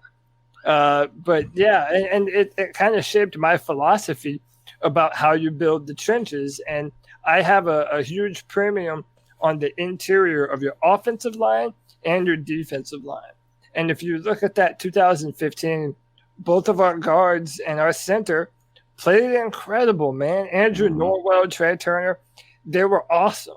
And Cam Newton is a mobile enough quarterback that even if an edge player got past Mike Remmers or Michael Orr, he was able to extend the play. Well, Michael Orr was good. Michael Orr was good that year, and Mike Remmers was Mike Remmers. Mike Remmers plays great. through week 12, and then he hits a wall. And he progressively gets worse after that. But you're right, that interior. Look at Tom Brady. Have you ever seen Tom Brady on the turf as much as he has been this year? He lost his left guard this year, or left tackle this year, didn't he? And he's like, yeah, and they're coming up the middle. They're coming, right? That offensive line was much of the reason of 2015 success. And that's part of the reason. And this is the last thing I'll kind of harp about that. 2015 showed you, a lot of people don't believe, outside of Panther fandom, that Cam Newton is an elite level quarterback. Well, 2015 is the perfect case study in how he is and those seasons going forward. Cam Newton elevated an offense to a level that would not have been achievable with any other quarterback. I mean, Matt Ryan was the MVP the very next year. Does anyone think if you put Matt Ryan on the 2015 Carolina Panthers that he is anywhere near an MVP level candidate? No, Dude, not at not at all. Cam was amazing, and I was at that NFC Championship game. And look, everything clicked. Like CK said, is the defense was returning touchdowns, 7 interceptions. All of this. Yeah. The offense was putting up big ass plays. Everything was going right, and I think that begins our next topic. Any other thought? What's most memorable game for the 2015 season? Each one of you. This is so important of a season. I think we each get to say the game. Okay. Mine is going to be the NFC Championship. I was there. Okay. For me, for the 2015 season, I got to say the Colts game because I was there, and it was. I got to beat CK to it because I know he's gonna say it. It was crazy, man. Me and my best friend were there with both of our wives, and both of our wives the entire time were just covered up with their ponchos or whatever they had, and it just was pouring down rain. Game went to overtime. It was really fun to watch. My friend's a Colts fan, I'm a Panthers fan, so it was a perfect game to go to. That one stands out of mind. Might be one of the most fun games I've ever been to, Panthers games, just in general, just because of the elements. The outcome, everything that was going on. It was if you would have lost that game, the wetness wouldn't have felt so great, and the ride home would have been terrible. Yeah, like my friend even told me he was so pissed on the ride home he didn't even want to talk, and I was like, yeah, I'm glad I wasn't feeling that. Yeah. So, CK, what's your most memorable game? Man, you have to look at everything. I lost you. Hold on. When you look at everything, it has to come back to that Seahawks game when people finally started taking us seriously. It was. I remember most after about a bye. We won after a bye. Who the hell? We never won after byes. Yeah. Well, it was what was most memorable about that entire season there at the beginning is how often they made the list of undefeated teams, and they'd always say, who's the pretender? Always. Every time they'd made the list about the undefeated teams, who is legit and who's the pretender, we were always on the top of the list of pretenders. Like we weren't a good team. We hadn't faced anybody. There was no evidence to show that we were going to be a good team. There was nothing to tell that we were a good team in the eyes of the analysts and the people, the talking heads, if you will. And that changed after the Seahawks game, because the Seahawks, that was the year they went to the Super Bowl in 2014. That was the Marshawn Lynch. They ran it on they ran through the pass to Butler on the 1 yard line, right? Yeah. So they were coming off of a Super Bowl run where they had a great defense. They still had it by that point. They had a great quarterback in Russell Wilson. Marshawn Lynch was still there. Granted, he wasn't the same Marshawn Lynch that we loved before 2015. And it was at their house. It was at Seattle, right, which has always been somewhere that everybody says is the toughest place to play. So we went in and we did all of that, and we showed it wasn't a blowout win. but it was the type of win you needed to prove that you were a contender because it was not a blowout. If it was a blowout win, they're just pointing to the Seattle Seahawks saying it was an off game for them. Right. But the fact that it was a gritty win, it came down to the wire, and the Panthers were able to pull it out. That is what I think defined that 2015 season, was just grinding it out, winning the close games. Unfortunately, it was also the year that Ron Rivera was no longer Riverboat Ron, and he just took the gas off of the foot off the pedal and stopped playing there for the final 2 quarters. But that was the game. Stomp some teams. I think one thing too, that when it comes to the 2015 season that I learned is that there's no reason to continue to say this team is due to lose. That's what I heard every week. It's like, not only did you hear the worst undefeated team, it's like, well, they got to lose this week. They've won 10 in a row. So I've stopped looking at it that way. And I think I won't say I was part of that bunch that year, because we were doing this show and banging around saying, like, y'all got to respect us. We're fucking all y'all up, that kind of shit. But at the same time, I did learn that, like, you don't play scared like that, where a team's due to lose. We were due to win every week. It was just awesome. All right, so let's talk about. I didn't do. Oh, that's right. Go ahead. So listen, 2015 was so much about Cam Newton that my memory in my game is it revolves around a single moment in a single game, and our only loss of the regular season. Yes, in Atlanta, it's a 3rd and 8, and Cam Newton snaps the ball. The pocket breaks down, and then the most beautiful thing in the world proceeds to happen. Cam Newton drags the entire defensive backfield and linebacking core of the Atlanta Falcons 8 yards for a first down. A 6'5", 245-pound machine named Cam Newton drug an entire football team for a first down. And that level of, I'm never going to quit, I'm going to put my team on my shoulders, that MVP dab on him. We haven't even mentioned the dab one time. Dude, that is the embodiment of Cam Newton. If Cam Newton never plays another snap, that will be the play that I remember from Cam Newton. And to me, that was an embodiment of that entire season. Cam Newton putting the football team on his shoulders and dragging us forward to where we needed to go, man. That is who Cam Newton is.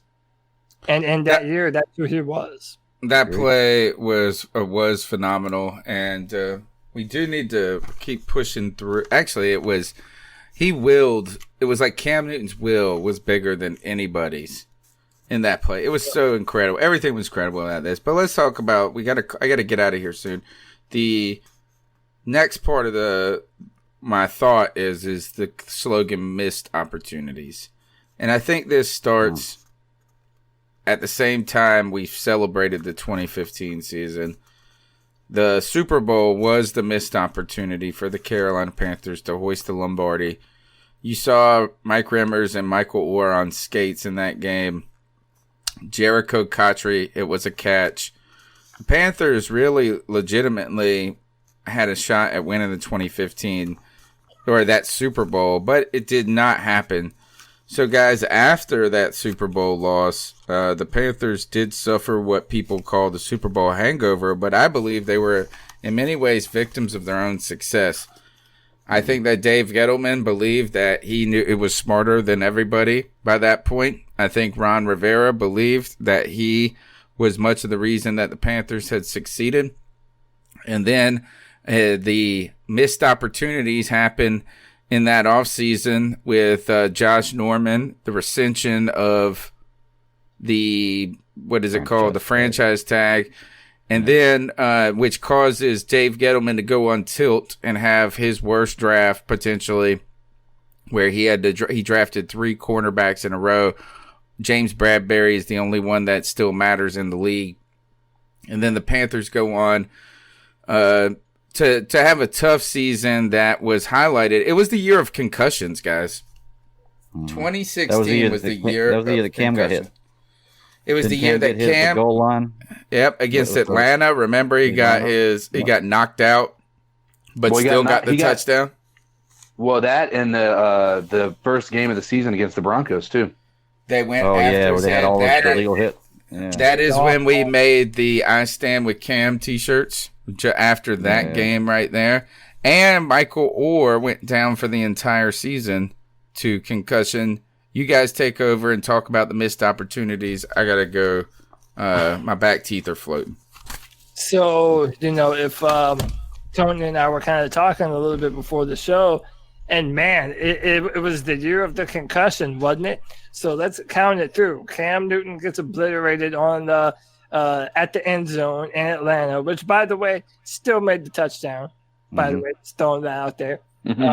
Michael Orr never played football again after that Week 3 game against the Minnesota Vikings, after which he sustained a concussion that he never came back from.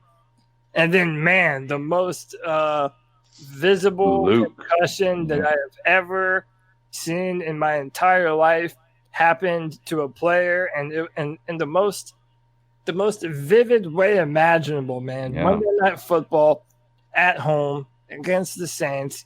Luke Kuechly just I believe it kind of ran into Thomas Davis's helmet a little bit. It was a weird play, but man, Luke was crying on national television, had the concussion, and I can't imagine having your brain just that rocked that you have no control over your emotions.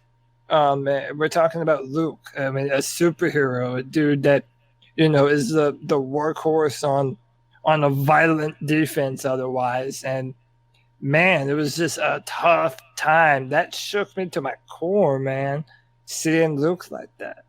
That's how I felt about the Greg Olsen hit. Yeah. I didn't realize that the loss of the control of emotions, like the uncontrollable crying sometimes, was a side effect of a severe concussion. Yeah. And I remember watching that, and I was like, I don't know why he's crying. Like I wasn't like trying to pick on him or anything about it, but I was like, it seems out of place, And then I learned later that's one of the symptoms of a severe blow to the head is the loss of or able to control your emotions. So he got it hard. Yeah, then, man. And you're right, but that shook me. Yeah, players have talked before about being on the sideline, having to put towels on their head because they just can't control it. I mean, it's a brain injury. It's literally the most important organ in your body. Yeah. And that was kind of the start. Luke had a concussion that saw him sit 3 games in 2015 also. Oh, yes. But really, we didn't start to think of Luke as a concussion-prone player until that season and after. Yeah, because he got 2 that season, didn't he? Yeah, after that, he started wearing that necklace thing that swells your brain, so it makes it harder for your brain to move back and forth in your head. Really? Yeah. I thought that was his radio, so you could hear. No, that's I didn't know that. brain collar. It's a brain collar, yep. It's supposed to constrict the blood flow to your brain. I didn't know that. I thought that was like his Bluetooth, radio to the defensive coordinator radio in place. No. Wow, that's crazy. Yeah, and that was the start of Luke being known as a concussion-prone player. Greg thought that was like that one thing that all the old black ladies wear.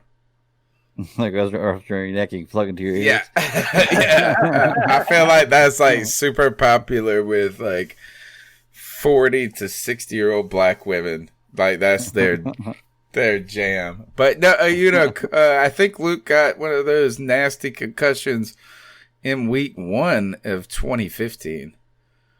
Yeah. Yes. Against Jacksonville. I feel like, remember, which one was him crying? Where it was like about 2016 Monday Night Football. Okay. Saints. Yeah. 2016. So missed op 2016 was a missed op. I was thinking of is that your memorable game of 2016? Or is it the Kelvin Benjamin What's your memorable game, or did What I? it actually is, my family was over around the holidays for the Kansas City Chiefs game. And that was another game where we lost at the very end. Another one where Kelvin Benjamin gave up on a play. The defender came up to him. I think it was Eric Berry, and just ripped the ball out of Kelvin Benjamin's hand and took it all the way back. We could have brought it to overtime, but if it wasn't for Kelvin Benjamin, again, we would have won that. And we played well, but then it's just the wheels fell off. Yeah, that's how I remember that season. I'm pretty sure we lost that specific game like 24-21 or something like that, wasn't it? It wasn't a super high score, but I know that they didn't score an offensive touchdown. They beat us. And we scored 21 points at least, I'm pretty sure. And they didn't score an offensive touchdown. They beat us. Yeah. So just terrible, man. Terrible. 2016, we lost by 3 points. We lost. All right, so in 2016, we lost to the Broncos by 1.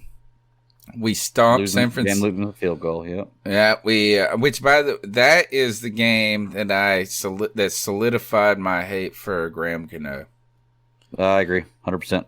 That game changed our season. You make that field goal, our season's different. You're right, exactly. Is that Michael Orr did get hurt in that game, or maybe it was actually it might have been the Vikings game that he really got hurt. That I think that truly altered the season. But you make that kick, and all of a sudden, Cam Newton is a mentally strong individual who has come back from the Super Bowl loss and has leading his team ahead. He brought us down, marched down the field when they were blasting on him and teeing off. In the last seconds, Graham Gano misses that. You lose to the Vikings by 12. The Falcons, we lose to the Falcons 48-33. We lose to the Buccaneers by 3, the Saints by 3, the Chiefs by 3. Yeah, all winnable the games. Saints by 3, the Raiders by 3. Mm-hmm. The Raiders was when Cam Newton threw a pick 6, and that was like, So Derek Carr was actually considered as an MVP candidate in that year, and he went out with a broken finger, and we just destroyed them. Derek Carr came back in and added an extra tick to his MVP season or his MVP resume that year because he came back in with an incredible comeback game against us, and Khalil Mack just dominated there at the end too. Yeah, he does. A lot of so that's where I think. Oh, and the Panthers lost on the final game of the year by 1. So I think that year is probably where the missed opportunities slogan emerged. And 2016, also, I hate about that year. If 2015 taught me anything, it was don't doubt a team just because they're winning. 2016 ticked me off because I think that the Super Bowl hangover is bullshit. I think we just beat ourselves so much in that year. Mm-hmm. You know, I think that's a lot about what the curse is. Maybe. It's hard to overcome that. It's not a matter of curse. It's just a matter of the mental stability of the team coming into a game like that, to have it so close and then just have it ripped from you like it was. Like that's almost where the hangover is. It's not necessarily in the football gods not looking, favorably on us. It's that, we got there and we weren't able to pull it through, and it's just so hard to even get to that game, to get there and not pull it out. That is the part of it that I think is hard for these players to get over, and that's why you see these slumps. What I hate about that though is I do believe that, you know how you hear people say that every game is the same, counts the same, like because there's 16 games, or this loss in week 1. I don't believe that. I think that certain games matter more. And I think that Greg is 100% right when he says if we beat the Broncos, that's a different season. It's almost like saying, well, like, okay, well, if you lost in week 1, that's the same as losing in week 15 when you could have secured a playoff berth. It's not the same. No, No, it's not the same. And I do kind of, another thing to mention about that 2016 injury, and I think this also plays into the Super Bowl hangover curse, if you will. We were so injured that year, man. Everyone got hurt. Orr was hurt. Cam was hurt for a time. Luke was hurt. Our entire offensive line was banged up and hurt. Yeah. And man, when your team just falls away one by one by one, it's hard to get into that rhythm. And it was one of the most frustrating years of football that I can ever remember. Although these past 2 years in a row have been right. Yeah, that makes that yeah. seem like a season that was awesome after this year. I think that overall there were 3 things that made a huge difference between the 2015-16 season. And like y'all were saying, one is injuries. 2015, we were very fortunate. Minus the Kelvin Benjamin injury, we didn't have a lot of injuries to key players. Yeah. We kept a healthy squad that got to play together and gel together. Well, you know what? One other thing too, though, Greg. Sorry to interrupt on that, but one thing that we failed to mention in the 2015 season was the addition of some important pieces when those injuries did occur. We had Peanut Tillman in 2015. Right. We had Jericho Cotry in 2015 and Jared Allen. Remember bringing in Jared Allen when we knew the pass rush wasn't going to work. We brought him in. Now, go ahead and continue. Sorry for interrupting. I'll say Kurt Coleman was a good one to bring in, too. He had 7 picks. Yes. Got to bring in. But one, I think it was the injuries, too, where we won all the close games in 2015. We lost them all in 2016. Yep. I mean, you just named off, I think, 7 games we lost by 3 or less points, that if that goes the other way, you're looking at a 13-3 season as opposed to where we finished at. And then, 2 is the defense took a big step down. We had 50 total turnovers. If you count the playoffs, 50 total turnovers forced by the defense in 2015. That's an insane number of turnovers. Insane.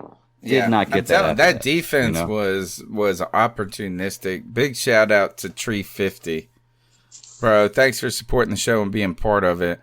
I want to ask you guys this, though, in thinking of 2016 and those close games and the injuries. We've been talking about it in the context of mixed opportunities. What is your thoughts when you think of mixed opportunities in the decade behind us? Mixed opportunity? Missed opportunity. Missed opportunity, excuse me. Okay.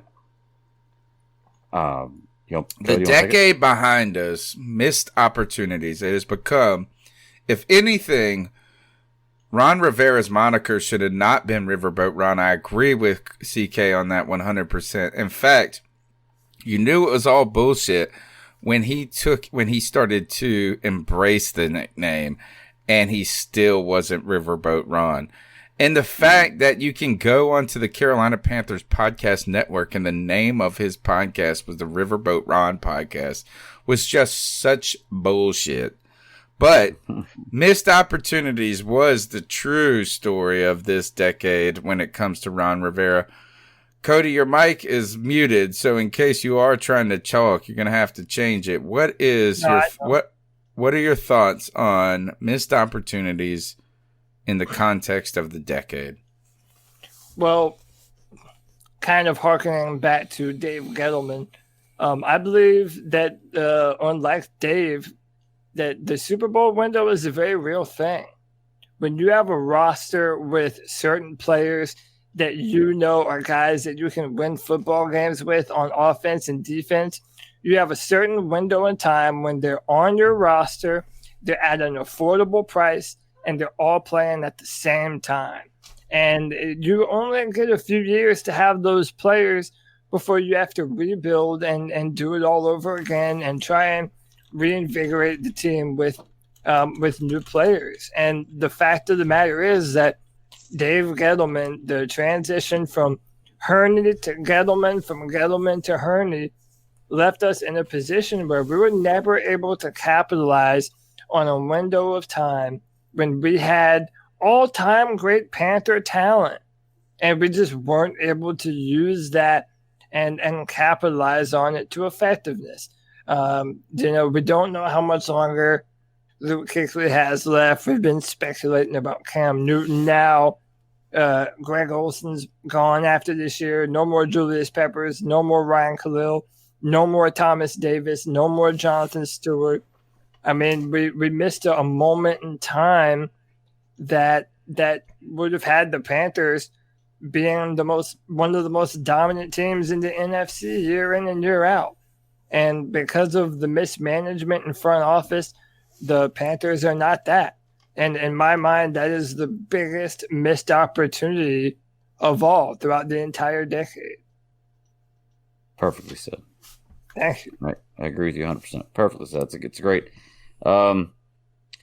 Yeah, I guess if I could add on to anything of that, I would guess it would just be the missed draft picks. I know I was defending earlier some of the draft picks, but I always kind of try to play devil's advocate for a better discussion. Overall, we've had some really good draft picks, but we've missed on a lot more. We haven't had a solid season of 3, 4, 5 contributors to the team. It's usually we get one guy out of the draft, and that's about it. And nobody else survives. I think that's been a missed opportunity, and that goes back to what you were saying of going back and forth with Gettleman and Hurney, and it's just non-consistency of the team, and you've got to have that consistency in there. The best storied franchises, the ones that have continued success, are the ones that have continuity with their hirings and their people making these decisions, and we just haven't had that, and that's probably I don't think Jerry Richardson paid much attention to the team at all. I think he just owned the team, messed with the women, and collected the money. Messed with the women. Oh, we did forget. We did forget to talk about a lot of Jerry Richardson stuff, and we will get a little bit into that, but. Yeah, I think too, Jerry Richardson, the problem with Jerry Richardson is he thinks of football probably in the way he played it, and that is like, again, we only interviewed defensive coaches in 2011, but continuing on with the missed opportunities concept here before we get into collapse and changing of administration, CK, what are your thoughts of the context of missed opportunities? Well, so there was 3 winning seasons out of 9 for Ron Rivera. The missed 2 of those opportunity. He won Coach of the Year, right? Sorry. 2 of those. Two of the 3, he won Coach of the Year. 2017, when we went to the playoffs with the winning season, that was the only other season that he didn't win Coach of the Year. The problem, if you look at the tenure of Ron Rivera as a defensive-minded coach, I mentioned this earlier. He started out, obviously we were a decent defense. He built that defense up, and it got to a really good point. And I think it really peaked around the 2013, 2014, and it just continued to have some bit of a stable, position in 2015, and it started to go downhill. After that. Is that because of Sean McDermott's exodus? I personally feel that way, but nonetheless. No, I think that's realistic. I think it's a realistic conversation to have, a rational. Yeah. I think it is, but you also got to think about Sean McDermott was there in 2016 as well.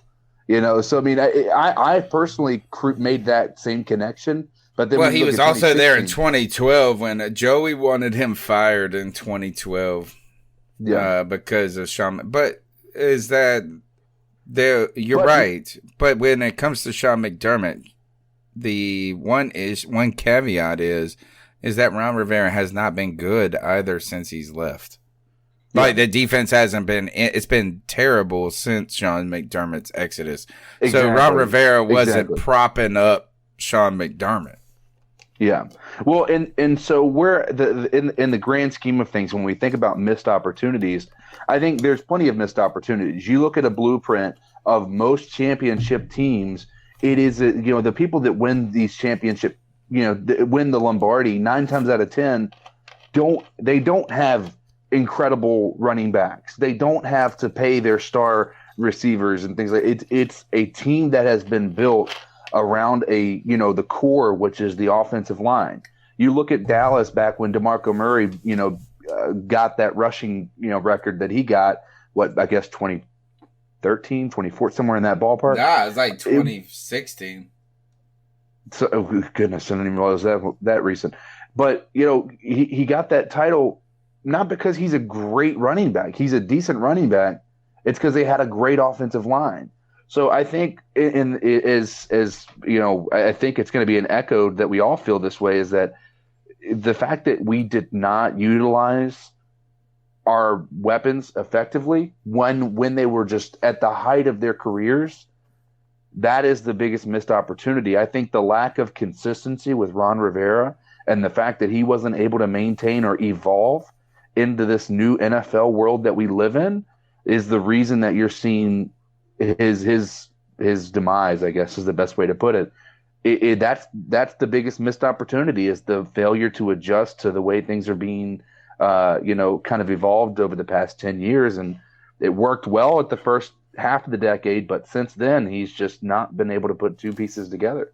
All right, shout out to Susan Deans for the Den Mama, keeping us all in line. Thank you for your Christmas present, $15 to the C3 Panthers podcast. I want to piggyback off of CK's statement when it comes to missed opportunities, and not only piggyback, but also contradict it in a way, but at the same time support it.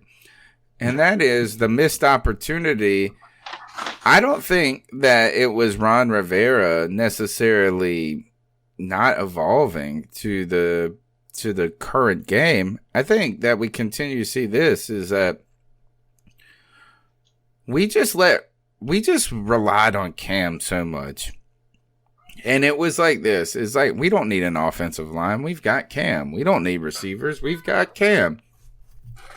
I almost think of it as like all of us with our wives. Is that all of us have better looking wives on this podcast than we look. Right? Is that everybody, I love this about the group of podcasters here, is that all of us have married up. But yeah, exactly. But what I feel like my right hand, I'm just saying. You're like your wife. It's a nice looking right hand. Yeah, I got a sexy right hand. But the idea is this, is that just because you marry up i.e. Cam, doesn't mean you have to let yourself go. There you go. Right? Is that like, oh, I got the hottest, but I married up, my wife is hot, now I can only wear adjustable, like stretchy pants. No. And I think we wore stretchy pants with Cam when it comes to Cam. And it's like, hey, is that he spoiled us. And then you go, oh, well, we got this defensive coach, so let's give the defensive coach tools. No. If you have an offensive coach, he should be able to do offensive magic without great offensive players. If you have a defensive coach, he should be able to give him a couple of good defensive players and a lot of average ones, and he's going to make them great. Yeah. The problem is we said we had Cam. And Cam covers all warts. He's like makeup on all of it. And this is where I'm agreeing with CK, is that ultimately the offensive line and the inability to create one that was dominant and could be dominant for more than a moment is the greatest missed opportunity of the decade. Because you had a quarterback you could have run behind. Look at what they're doing in Baltimore right now. We could have done that. We could have done that in year 1, 2, 3, and 4 of Cam. And then 4, 5, and 6, if you have a big offensive line, we could have seen Cam develop as a quarterback more. And that's the missed opportunity. The missed opportunity is we had a hot girlfriend, and we decided to take her to the party in our pajamas. Yeah, and can I just, bring a point home here? I mean, what have we all kind of been saying? Look how bad the Panthers have drafted and how badly they've been managed. Mm-hmm. Going into this next decade, it is absolutely pivotal that whoever David Tepper hires to be the next general manager of the Carolina Panthers, he absolutely has to hit on this pick. He absolutely has to. And one of the things that, so you mentioned the Baltimore Ravens. Most people don't realize that the Baltimore Ravens didn't even pick Lamar Jackson first in that draft class. No, they picked that tight end. They picked right? Hayden Hurst, the tight end out of South Carolina. Which you loved him too. But Ozzie Newsome is the kind of general manager that knows how to draft. He knows what players to take, when to wait to draft a player. The Baltimore Ravens have consistently had one of the better offensive lines and defensive lines in all of football. And even Joe Flacco got him a Super Bowl. Now, but you see what happens when you put a dynamic quarterback on that football team, and now the Ravens are rolling. It is absolutely... Well, but last year he couldn't even complete 7 passes. Right. But they're having a magical season like us right now. Yeah, but here's the thing. Here's the part that I think if we're going to talk about the Ravens have been absolutely geniuses with their offense. They have created an offense that does not have a single play in the playbook that is a weakness of Lamar Jackson. Right. Every play that they run, he is able to run. They don't have a play in that playbook. Would you have said that about us in 2015, though? No, okay. I don't. They consulted his college coach to find out what he did best, and talk to him to build that. I'm sorry, I mean to build that what they were talking about, CK. But you're absolutely right. Go ahead, keep going. What you're saying. But I was simply going to put the fact that we have not had a coaching staff that has made a concerted effort. The coaching staff almost feels lazy that we've had over the past 10 years. Yeah, because of Cam. Yeah, they as you've said, they felt like they've had somebody who can carry the team, so they don't really need to worry about the offense, so they just need to focus on the defense. Well, when Cam started to get hurt and now the focus on the offense started to come, well, that's why you were suspicious of that Christian McCaffrey pick when we were talking about it, because it just felt like it was like, oh, well, we haven't done this, so we got to do this. Yeah. It just felt forced. I mean, I'm glad that we did it. I agree 100%. It didn't feel like it was what they wanted to do. Like, I don't think that when David Gettleman went to bed that night, he was like, I really want Christian McCaffrey. No, we wanted like Derek Barnett, and that's who I kind of wanted. We could have used a defensive end like crazy that year. Derek Barnett, Josh Allen, pick the name. Yeah, and so that kind of harkens back to what I was saying earlier, and it's that Cam Newton and the Carolina Panthers in the first year of this CBA have shown what you do not do with the quarterback on a number of different fronts. And CK makes a fantastic point. So, for example, we're talking about other teams. Look at what Patrick Mahomes has right now. Everybody knows that Patrick Mahomes is an incredibly talented young quarterback and the future of the NFL. You want a Patrick Mahomes on your football team, but they have built an offense around him where they are not reliant on Patrick Mahomes to make these ridiculous throws all the time. If you have a first-round quarterback, a franchise player, you don't want to have to depend on them down in and down out to be the best thing on your offense, the best thing on your team. You have to help your quarterback. You have to protect him. You have to put weapons on the exterior. He has to have receivers that separate, and Cam Newton hasn't had that. So, I don't mean to jump ahead or put a bow tie on anything, but that's why going into this next decade, I'm so hoping that Cam Newton stays the quarterback of the Carolina Panthers, and that we have a general manager that decides to use the final years of his career by putting talent around him and letting Cam Newton play the best football of his career, because it is still out in front of him. It's just going to take a team to believe in him and build around him.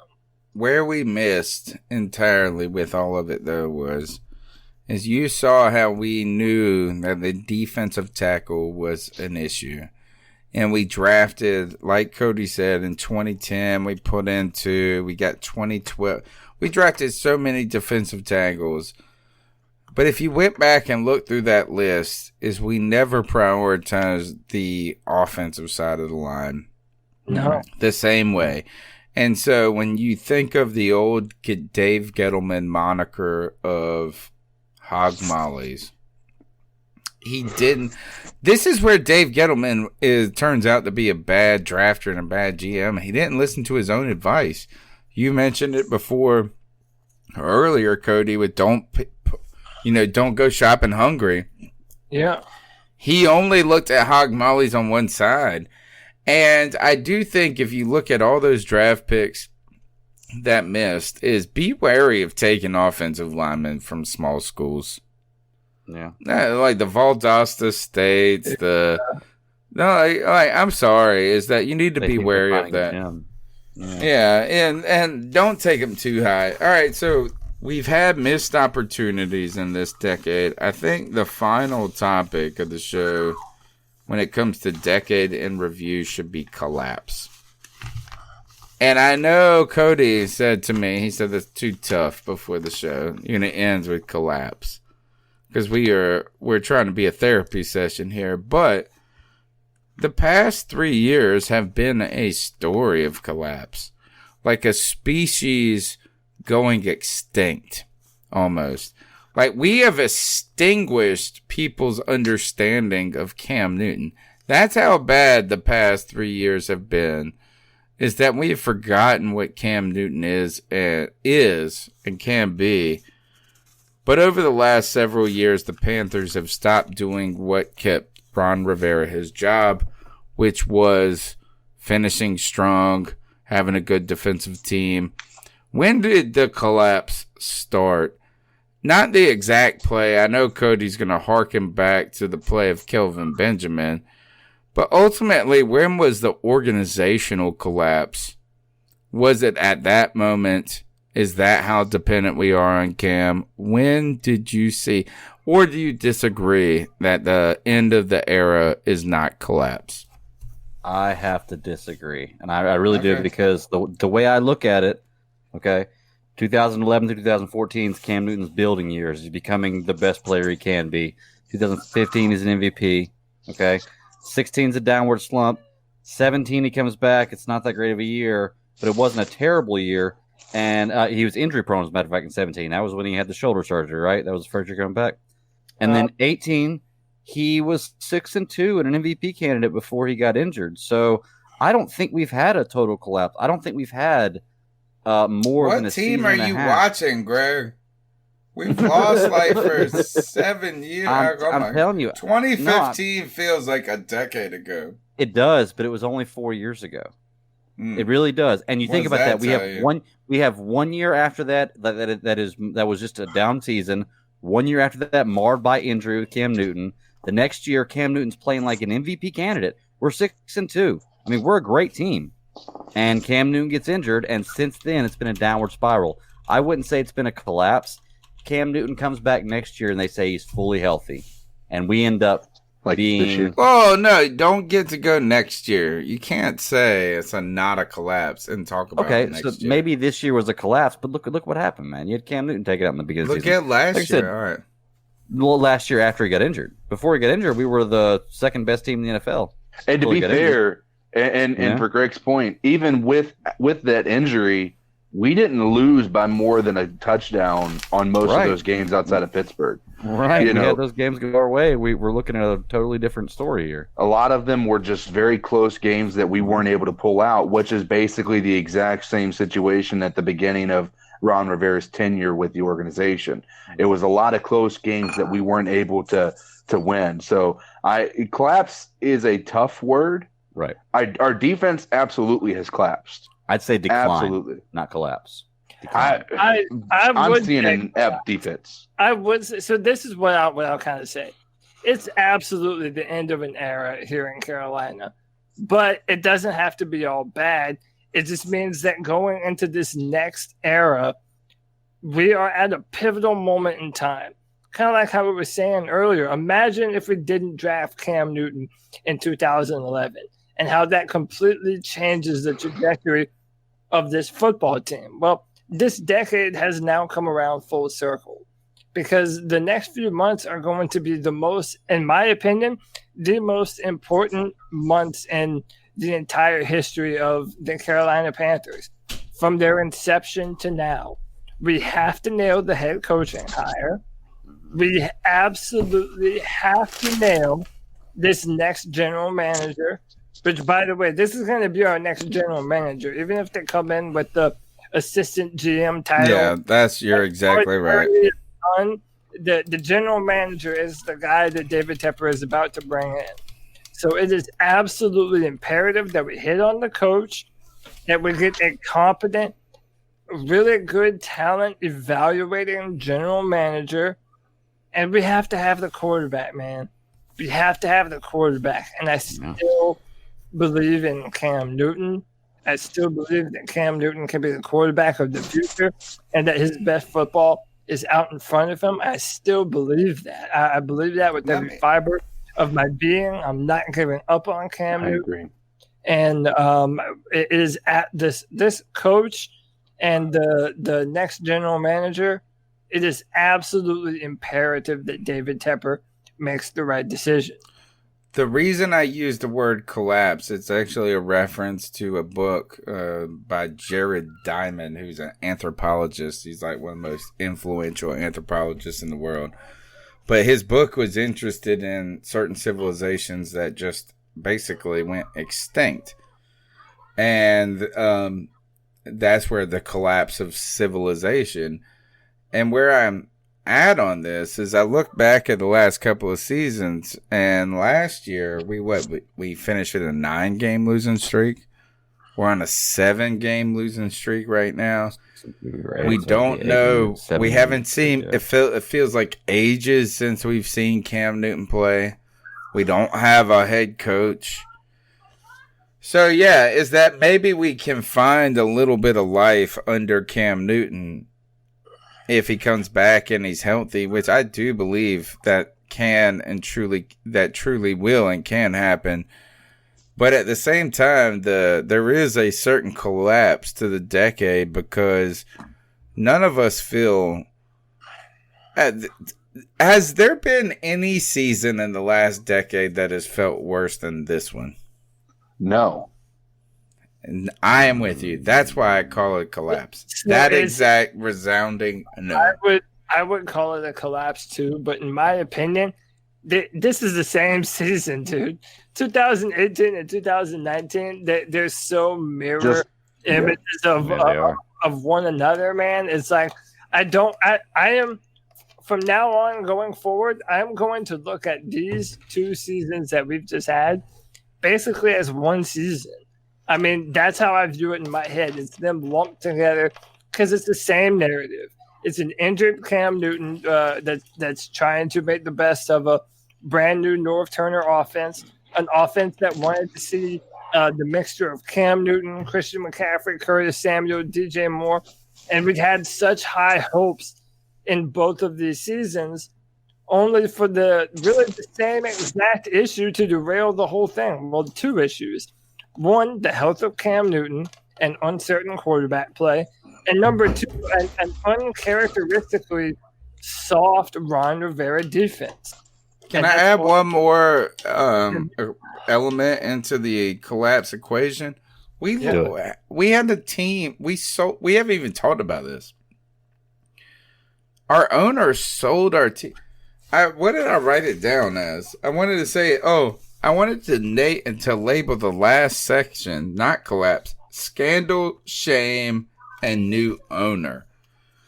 We have had the transition. We went from a team that was supposed to be built on this moral supremacy to learning that we are an organization in the dark ages where men still squeeze people's butts on Fridays at Denny's and refuse to sit black people like Jerry Richardson's company did.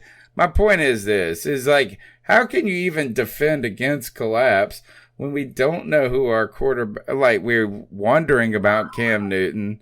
We don't have a head coach or a GM. And on top of that, we got a new fucking owner. Like, it's just crazy.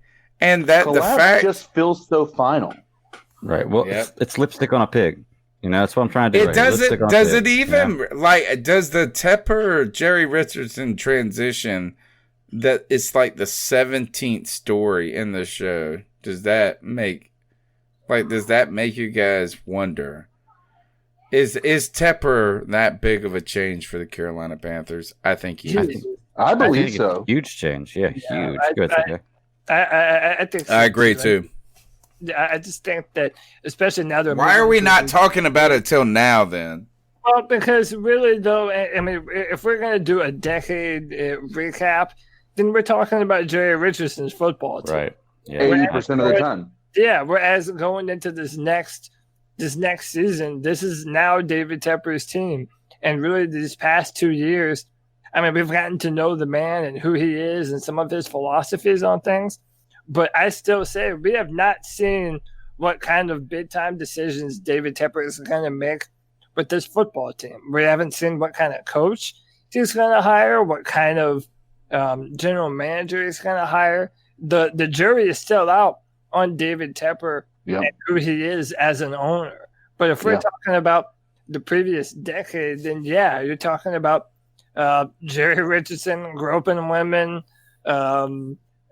giving lists to them, check off if I'm your boyfriend or your friend. Dude, just creepy old perverted shit, man. And it's not a good look for the Panthers, especially after the whole Me Too movement went down. And I think it was necessary. But David Tepper, or not David Tepper, Jerry Richardson will always have that statue out in front of the stadium. I feel like that Until we is build a new his stadium. big, like he's got the biggest D ever because of something like that. Like, imagine that. His requirement in selling the team is a gift. That's when I always knew that the Jerry Richardson worship was fucking fraudulent. I knew something was something weird with it the whole time. Everybody's like, we're trying to build this. They don't fit on our team. They don't bullshit. That gift, it was not a gift to him. He sanctioned that fucking statue. Shout out That's what I to believe. Trill One. Shout out to Trill One who says, I'm sorry, but you could have just looked at Richardson and tell he was like that. Yeah. And yeah, that's a nail on the head statement right there. I think. I'm pretty sure when you look at Jerry Richardson, you've got to assume that he's into pegging. That's Yeah. fun. That is even worse. Is his statue still out front? Yeah. Oh, it's still. Yeah, It was, and it's part of the contract. yeah. It was a part Yeah. of the stipulation, but the team was sold. Yeah, that they got to build a new not allowed stadium. to take that statue down. So if they build a new stadium, they've got to put that statue up somewhere. No, I don't no, No, we don't think know so. that yet. Okay. We don't know that. No. All right, so collapse, Put it in the back. new ownership. All right, new opportunities ahead for this team. Guys, we've got a lot to talk about in the future weeks coming ahead, and some of that's going to be the head coaching, the GM selection, a lot of news coming. But now that you look back, let's not look ahead and get drug out into the weeds of that conversation. Overall, final thoughts on the decade when it comes to the Carolina Panthers.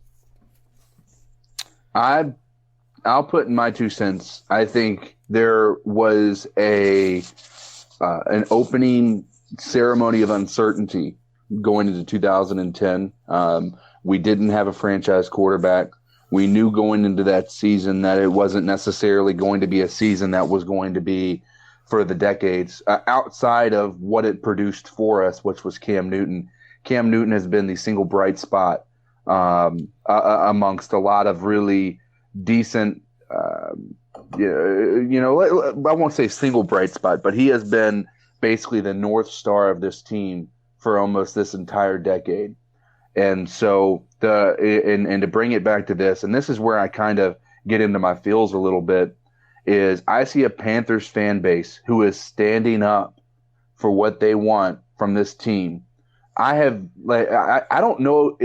Forgive me if I miss it, but I've never seen another fan base go to the extent that we've gone to show a player, a team, what a player has meant to the city, to the team, to us as fans, by going and getting a billboard, by pushing to have him be Walter Payton Man of the Year as much as we've pushed him. We haven't seen him play in a year, basically, and he's winning. Walter, not winning, but currently ahead when it comes to Walter Payton. And it's not necessarily the actual award that he's ahead in. It's basically the donation to his foundation. That's really what it is. But I thought it was Twitter mentions.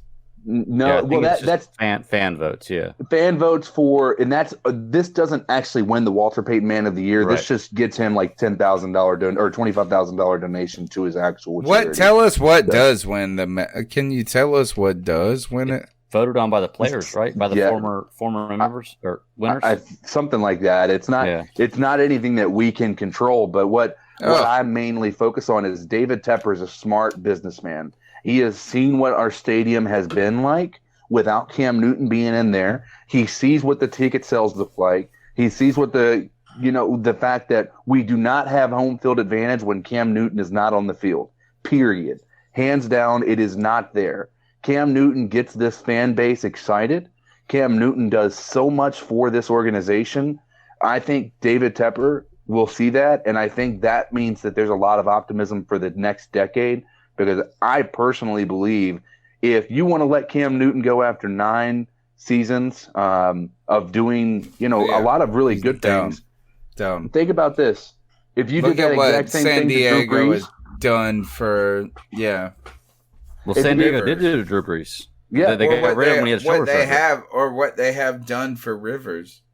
No, let's take out even that. Let's go as far as even into New Orleans. He came into New Orleans and he had 2 mediocre seasons. And shoulder surgery, and in his 9th season, if they had cut him by that point, what would have happened? They would not have won the Super Bowl they won in 2009. Mm-hmm. So, and now think about that. It's been 10 years of just Drew Brees destroying human beings, being an elite quarterback. Are you really ready to give up on Cam Newton when there is a possibility of 10 more years of fantastic quarterback play? I'm not. Yeah, 100%. I am not either. Amen to you, brother. Amen. No. All right, who else has got something to say? What were we talking about again? I forgot what we were even talking about. You just wanted to say final words on the decade. Oh, final words on the decade. I got to say what DK had to say there, kind of echo that. And I think I said it before, Cam Newton is the reason for everything great that's happened in this franchise in the last decade, although he's had some down times and he's had some moments where he hadn't been the best player. He's taken a lot more scrutiny than a lot of other players would for some reason, and I can't seem to figure out why, because Cam Newton is there a player more scrutinized or disliked by his own fan base? He's our best, arguably he's our best player we've ever had. And Cody, you put this out before. Is there a guy more disrespected in the history of the league? I think we got to make it an A or B question, or whatever, multiple question. Is that I think our fans have underestimated his value, undervalued him, and on top of that, I get so infuriated that he's not even being mentioned as the guy that paved the way for Lamar Jackson. And to add to that, man, like it blows my mind that when Cam Newton runs for 14 rushing touchdowns his rookie season and 700 something yards, he gets the moniker of, well, if he would stop trying to be a running back and be a quarterback, he might be a decent player. And then Lamar Jackson is praised for being able to rush for as many yards as he has, and that is the foundation I think Cam Newton laid down. Even though Michael Vick came before that and he rushed. I just don't understand why there's that different bias. It's just like, Cam is the quarterback that these guys model. Right. I mean, they were probably Lamar Jackson is 7-8 years behind Cam Newton, which means Lamar Jackson was in middle school. He was watching when Cam Newton got drafted. Yeah, when Cam Newton got drafted, he was in middle school, about to go into high school. So you're right. He probably saw Cam Newton and modeled his game after that. I can do that too, type thing. And for some reason, they weren't watching Mike for Vick. They weren't watching. Well, I'm 38, and I was watching Mike Vick. Mike Vick wasn't a role model, right? Sure. Mike Vick was not a role model. He was not a philanthropist. He was until he wasn't. Yeah, but what I mean is, like, he was not somebody that kids looked up to beyond just the football play. Cam Newton has shown that he is a human being that is unmatched with his willingness to give and contribute to society. And how he's just a good human being. And a lot of people just refuse to see that. And that's what's so frustrating about it is everybody that has told me, we were in that Uber ride, Tony, and that Uber said, if Cam Newton would fix his attitude. Well, the problem I have with that statement, and I know we're getting off on a tangent, and I promise I'll end it after this statement. Cam Newton is playing football like every other football player in the history of football is playing it outside of what people expect a quarterback to do. He is playing it just like a defensive end. He's playing it like a running back. He's playing it like a receiver. He's playing it like a cornerback. He's having energy. Just because he's not a bottled up white guy who's Peyton Manning, who doesn't actually have any emotion beyond just a fist pump, does not mean that he needs to fix his attitude. If anything, he is doing everything he can to get a fan base that is considered small market to be actually relevant in this world. Yeah. Well, I think that goes back to the Super Bowl thing, the walking away from the stadium. That was the biggest stage that if you're not an avid Carolina Panthers fan, you don't see Cam Newton all the time. So when you saw him then do that, he's labeled as that. It didn't bother me one bit. Well, it didn't bother me either. That's the worst part, is that shit didn't bother me at all. Well, it just fueled the fire. It didn't bother me, but I can see people's argument with that. But I'll tell you what, that was 4 years ago. Look at him now. It's different since then. Oh, you can't judge a guy off He's been fantastic. Immediately after losing the Super Bowl. You can't judge a guy off that. Do you guys remember the conversations that were created after the towel?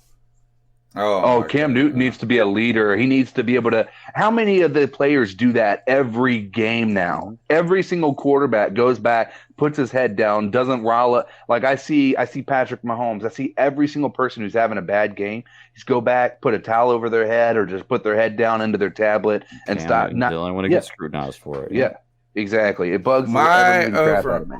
My overall thought on the decade is this. Is that it was a great decade for the Panthers. I know we didn't get the Super Bowl, but I have started to feel in the last 2 seasons a feeling I have not felt the entire decade. Yeah. And that I'm worried about hopelessness. You know what I'm saying? It's like you pull Cam away from this team, and I'm worried about how I'm going to do this fucking podcast in the future. The last think about this, is since 2013 we've been doing this podcast and Cam's made it easy.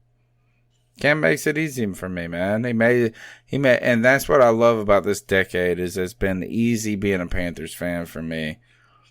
I always felt like we had the opportunity to win. I always feel like we have an opportunity to win. Now we're all scrutinizing every detail. I'm worried about my own fandom if I got to be a Jets fan or if I got to be a fucking Browns fan. So to me, this was a great decade. It's a great decade for Carolina Panthers football, even though I'm disappointed about the missed opportunities. It was a decade that personally reinvigorated my love of football. I've always been a fan of football, but I've never loved football. I never loved football until I'm sitting on a Cats bus one day and the driver has the radio station turned up, and I don't know what station it was on, but they were talking about should the Panthers draft Cam Newton. And then I go straight into school. I'm going to Central Piedmont Community College at the time. I go on my computer and I'm like, well, let's look up this dude. I didn't even care what work I had to do. I was so enthralled by Cam Newton, I had to look him up then and there. And I said to myself after watching his highlights, oh my God, dude. Yep. If the Carolina Panthers draft this dude right here, this quarterback from Auburn that won the Heisman, won a national championship, if the Panthers draft this dude, I'm a fan for life. There you go. And here I am on the C3 Carolina Cat Chronicles podcast. I love being here every Tuesday night and every Sunday with my boys. It's been a terrible past 2 years, but I'm hopeful, man. You know why? Because our motto is keep pounding. Keep pounding. That's who we are. That's what we do. We never give up. Sam Mills told us what to do, and we're just following his lead, man. Following that lead. We're going to be Panther fans till the day we die, and I'm hoping that Cam Newton leads the team to a Super Bowl. But it's been an incredible ride. I'm happy to have been on it, and I love my Carolina Panthers, and this decade brought me to the football team. So I love it. All right. Well, I was supposed to leave 45 minutes ago. Because you love us, man. You know to never put a time limit on yourself. Felt like a decade. Actually, I replied to the guy. I was supposed to be a guest on somebody else's podcast. And then he said, I'm too tired to do it. I was like, all right, well, then we're going to keep There you go. pounding. All right, so let's get the hell out of here when it comes to decade in review. I do feel like we got to ice some mofos up.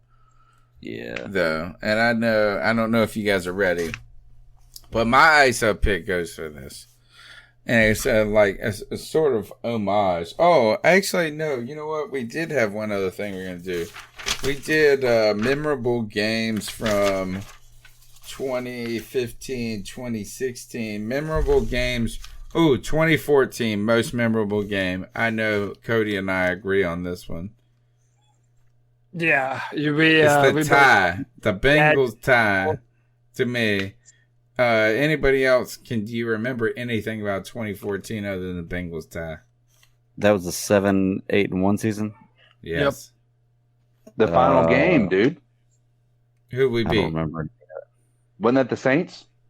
Oh, We beat the maybe. Saints for the division. Oh, yeah, and then we get in, and Colin Kaepernick comes in and beats us, right? Or did we lose to with his- Arizona? No. We lost in Seattle in 2014. Cam threw the interception to Cam Chancellor in Seattle, and that finished that season. Kaepernick put the axe to us in 2013 in the playoffs. Ooh. Because, Okay. that was the year that they went to the Super Bowl with the 49ers in Baltimore. What's the 2017 memorable game? Oh, mine is easy. I don't know about y'all. I've mentioned this on the Patriots? show before. No, and listen. Some of the most memorable games are the ones that we lose, but it's the performances that we have in those games. It's that 2017 loss in the Superdome for the third time in a row to the Saints, and man, Where the Cam level of was awesome. the level of fight that you saw, and Cam Newton throwing to a bunch of no-name receivers, dropping passes in the end zone. Devin Funchess not going up and getting the jump balls. Just Cam Newton did everything in his power to will his football team to beat the division rival and advance in the playoffs and try and win for Davis and Khalil and Peppers. And it just wasn't to be, man. And I think that's the last time, even up until now, that we've seen vintage Cam Newton. That might have been it. Football team. Yeah. That might have been it. All right, 2018, CK, I know you got this one. Pittsburgh, man. I mean, that was the beginning of collapse. Yeah, the beginning of the collapse. What about 2019? What's the most memorable game of this season? I think it's got to be Washington. What a shit show, right? I think it's got to be losing to Washington. There is nothing at this point that got Ron Rivera I fired. disagree. Losing to I San disagree. Fran was pretty bad. I disagree. My game, just like everybody else, was the first game that I went to, man. The first Panther game I ever went to was this year. Panthers against the Jacksonville Jaguars. So Christian McCaffrey had a day, somersaulted into the end zone, ran for 2 touchdowns. I think had a passing touchdown. I got to see the brilliance that is Christian McCaffrey firsthand. So, yeah, man. And the Hall of Honor. And the Hall of Honor. And I was there with my boys, man. Tony Dunn, Chef Jeff, my man CK. We were sitting there chilling. Greg, we're going to do it again next year, and they're going to be there with us, man. We're going to and come to my house. We'll do a show with all of us here, man. But, yeah, that was easily my most memorable game of the 2019 season. Since you took that one, I'll tell you mine. I'm going to take the low-hanging fruit here. It's the preseason game against the Patriots. Because you had those club-ass seats. No, I went to the Bills. I went to the Bills for that one. Yeah, no, I'm just talking about what happened and what derailed this season with Cam Newton's injury. Low hanging fruit, but everybody took all the other ones. So, well, hey, Tony, before we get to ice up picks, man, I do want to bring one thing up. Actually, I want to mention 2 things real quick. One thing is the draft situation. We don't have to talk about this for long, comment on it. I did say about 2-3 weeks ago that we're going to pick between 6th and 8th. Right now, we're locked in at 8th. We can't get worse than that. If the Jaguars and the Chargers win this week, we will pick 6th. If one of those 2 teams win this week and we lose, we'll pick 7th. So we're going to be between the 6th and the 8th pick based on what happens this week. Jaguars play the Colts, which they can win that game, and the Chargers play the Chiefs, which are probably not going to win that game, but they can. So there's a chance we could be the 6th pick. If it meant we dropped out of the top 10, would you guys want to win this game against the Saints? I don't want to win this game against the Saints regardless of what happens. There's no point. For what? You know?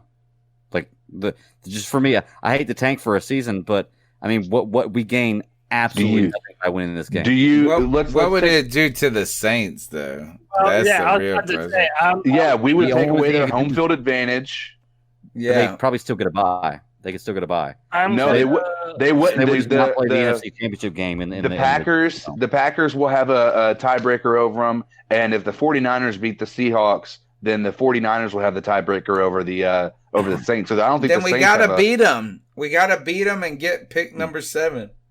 But yeah, so if we beat them, then we get pick number 7 still? No, if we beat them, I'm telling you, we'll be outside of the top 10. No, right now we're 8th. If we beat them, we'll stay 8th because the Jets are 6-9. They already have one more win than us, and the Cardinals are 5-9-1. Well, if the Cardinals lose, that tie won't matter. We beat them. It's possible to drop outside the top 10.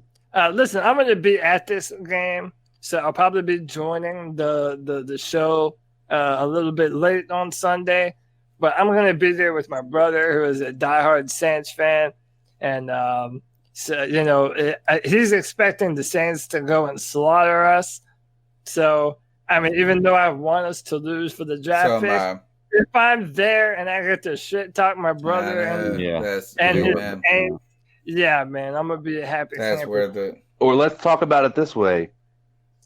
Let's not let Greg's last game be a loss. You know, Greg Olson has given so much to this organization. I mean, damn it, CK, why do you have to make so many good points and shit? I'm just saying. I mean, yeah, I guess, yeah, I can see that. I mean, there's you guys got to remember these. Well, we guys could also say off-season. Let's not make this Perry Fuel's last loss. Well, here's the part too. Yeah, I mean, you got these guys fighting for jobs, but you got to think about it this way too. They're not only fighting for jobs out there. If you think that the Super Bowl hangover is the only thing that impacts people, think about going into the offseason with an 8-game losing streak on your conscience.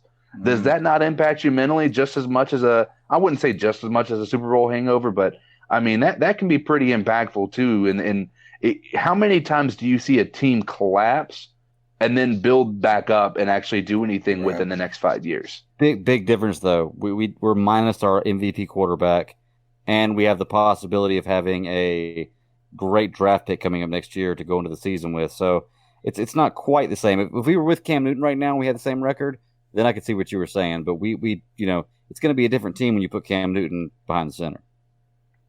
So we'll see. I'm hoping. I really do hope that. Exactly. I really do. Right. But it's 11:20. Let's ice some fools up, guys. My stuff, man. All right, ice up. This is what we're talking about. Anybody is fair game. Political, social, from 11-year-old kids in Kentucky looking for a team, still icing you up, mofo. To, I don't know, how old is our president? He's pretty old. Yeah, ice any of those fools up on any topic. I'm going to start with this, there's this video that I saw on the intranet. You can search it on Twitter. Should put it up, but it's like, what happens when a kid with a pacifier rides a dirt bike? Anyway, somehow this like 7-year-old kid is still sucking on a pacifier, a 6-year-old kid, and they put him on this little dirt bike. I mean, when I say a dirt bike, I'm not talking about one of the giant ones, but it's not the like tiny one you buy. CCs, yeah, it's not from the Toys R Us, but it's not from the Ron Ayers Motorsports either. They put this kid on it, and he's got a pacifier in his mouth, and he just shoots off and runs smack dab into a fucking steel pole. Bam! Face blasted. So to you, ice up. That kid, his parents, all of them. I ain't got anything. I've been laughing about it all day. I should have said it was Donald Trump and the windmill shit, but I'm tired. That guy, he's not even worthy of my ice anymore. So to parents that give their kids dirt bikes while they still use pacifiers, ice up. Yep. Ice up. All right, I'll go ahead and go. I'm icing up everybody who is a sports analyst that is not recognizing Christian McCaffrey as the offensive player of the year. I get that he's not in the MVP vote anymore because of the way our team is right now, but I hear so many people talking about Michael Thomas because he broke this record of 144 receptions by receiver. That's great, and that's an awesome record. His voice is crazy as shit, too, by the way. Well, I'm super proud of him for breaking that record, but let's take a couple things into consideration. One, you're a wide receiver, and you have Drew Brees throwing to you, okay?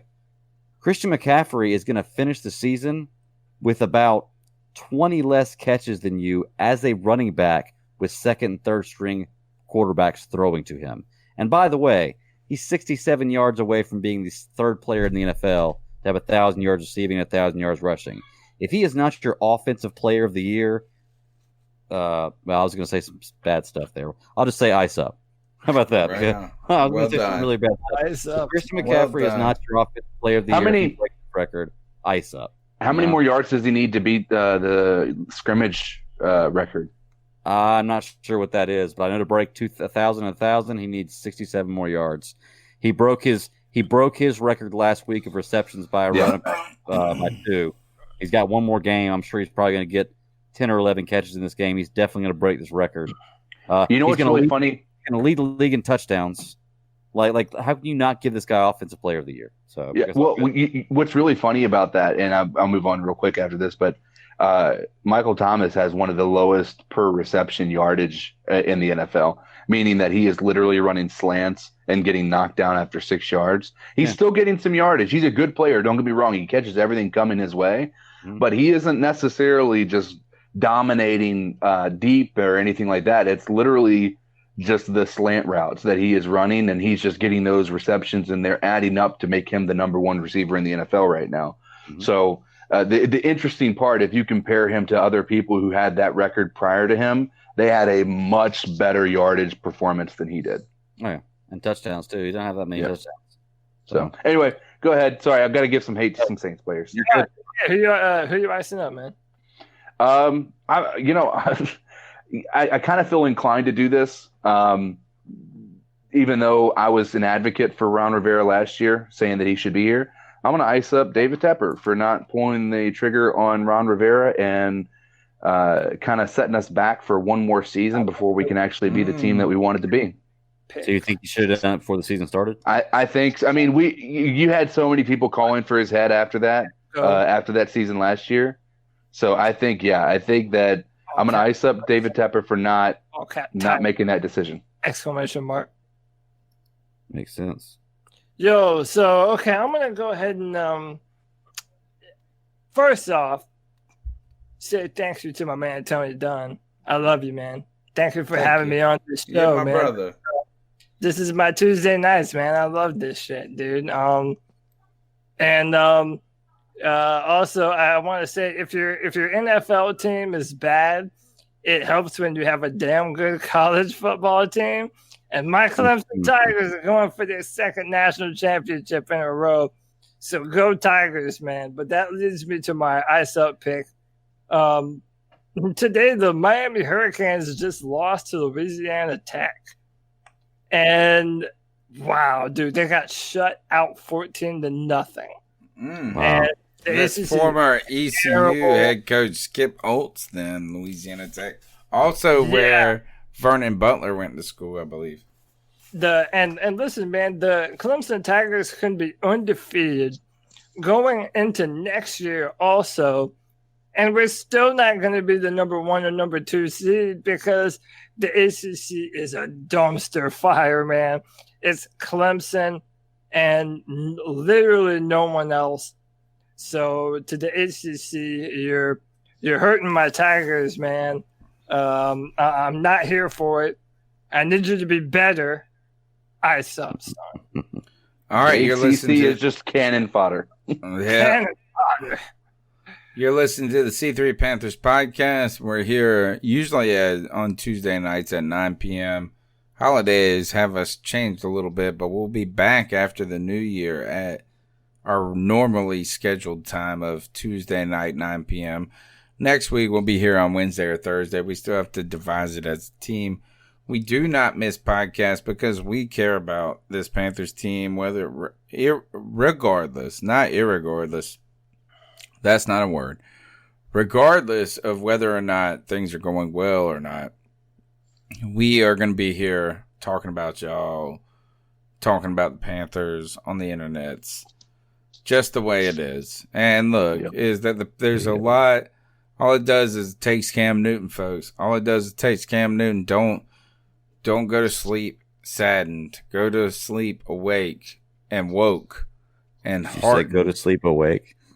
No, go to sleep woke. That's what I was trying to say. Is like, I want you to be heartened. I want you to feel okay knowing that we're going to have Cam Newton next year for the very minimum 1 year. And things can be all right. All right.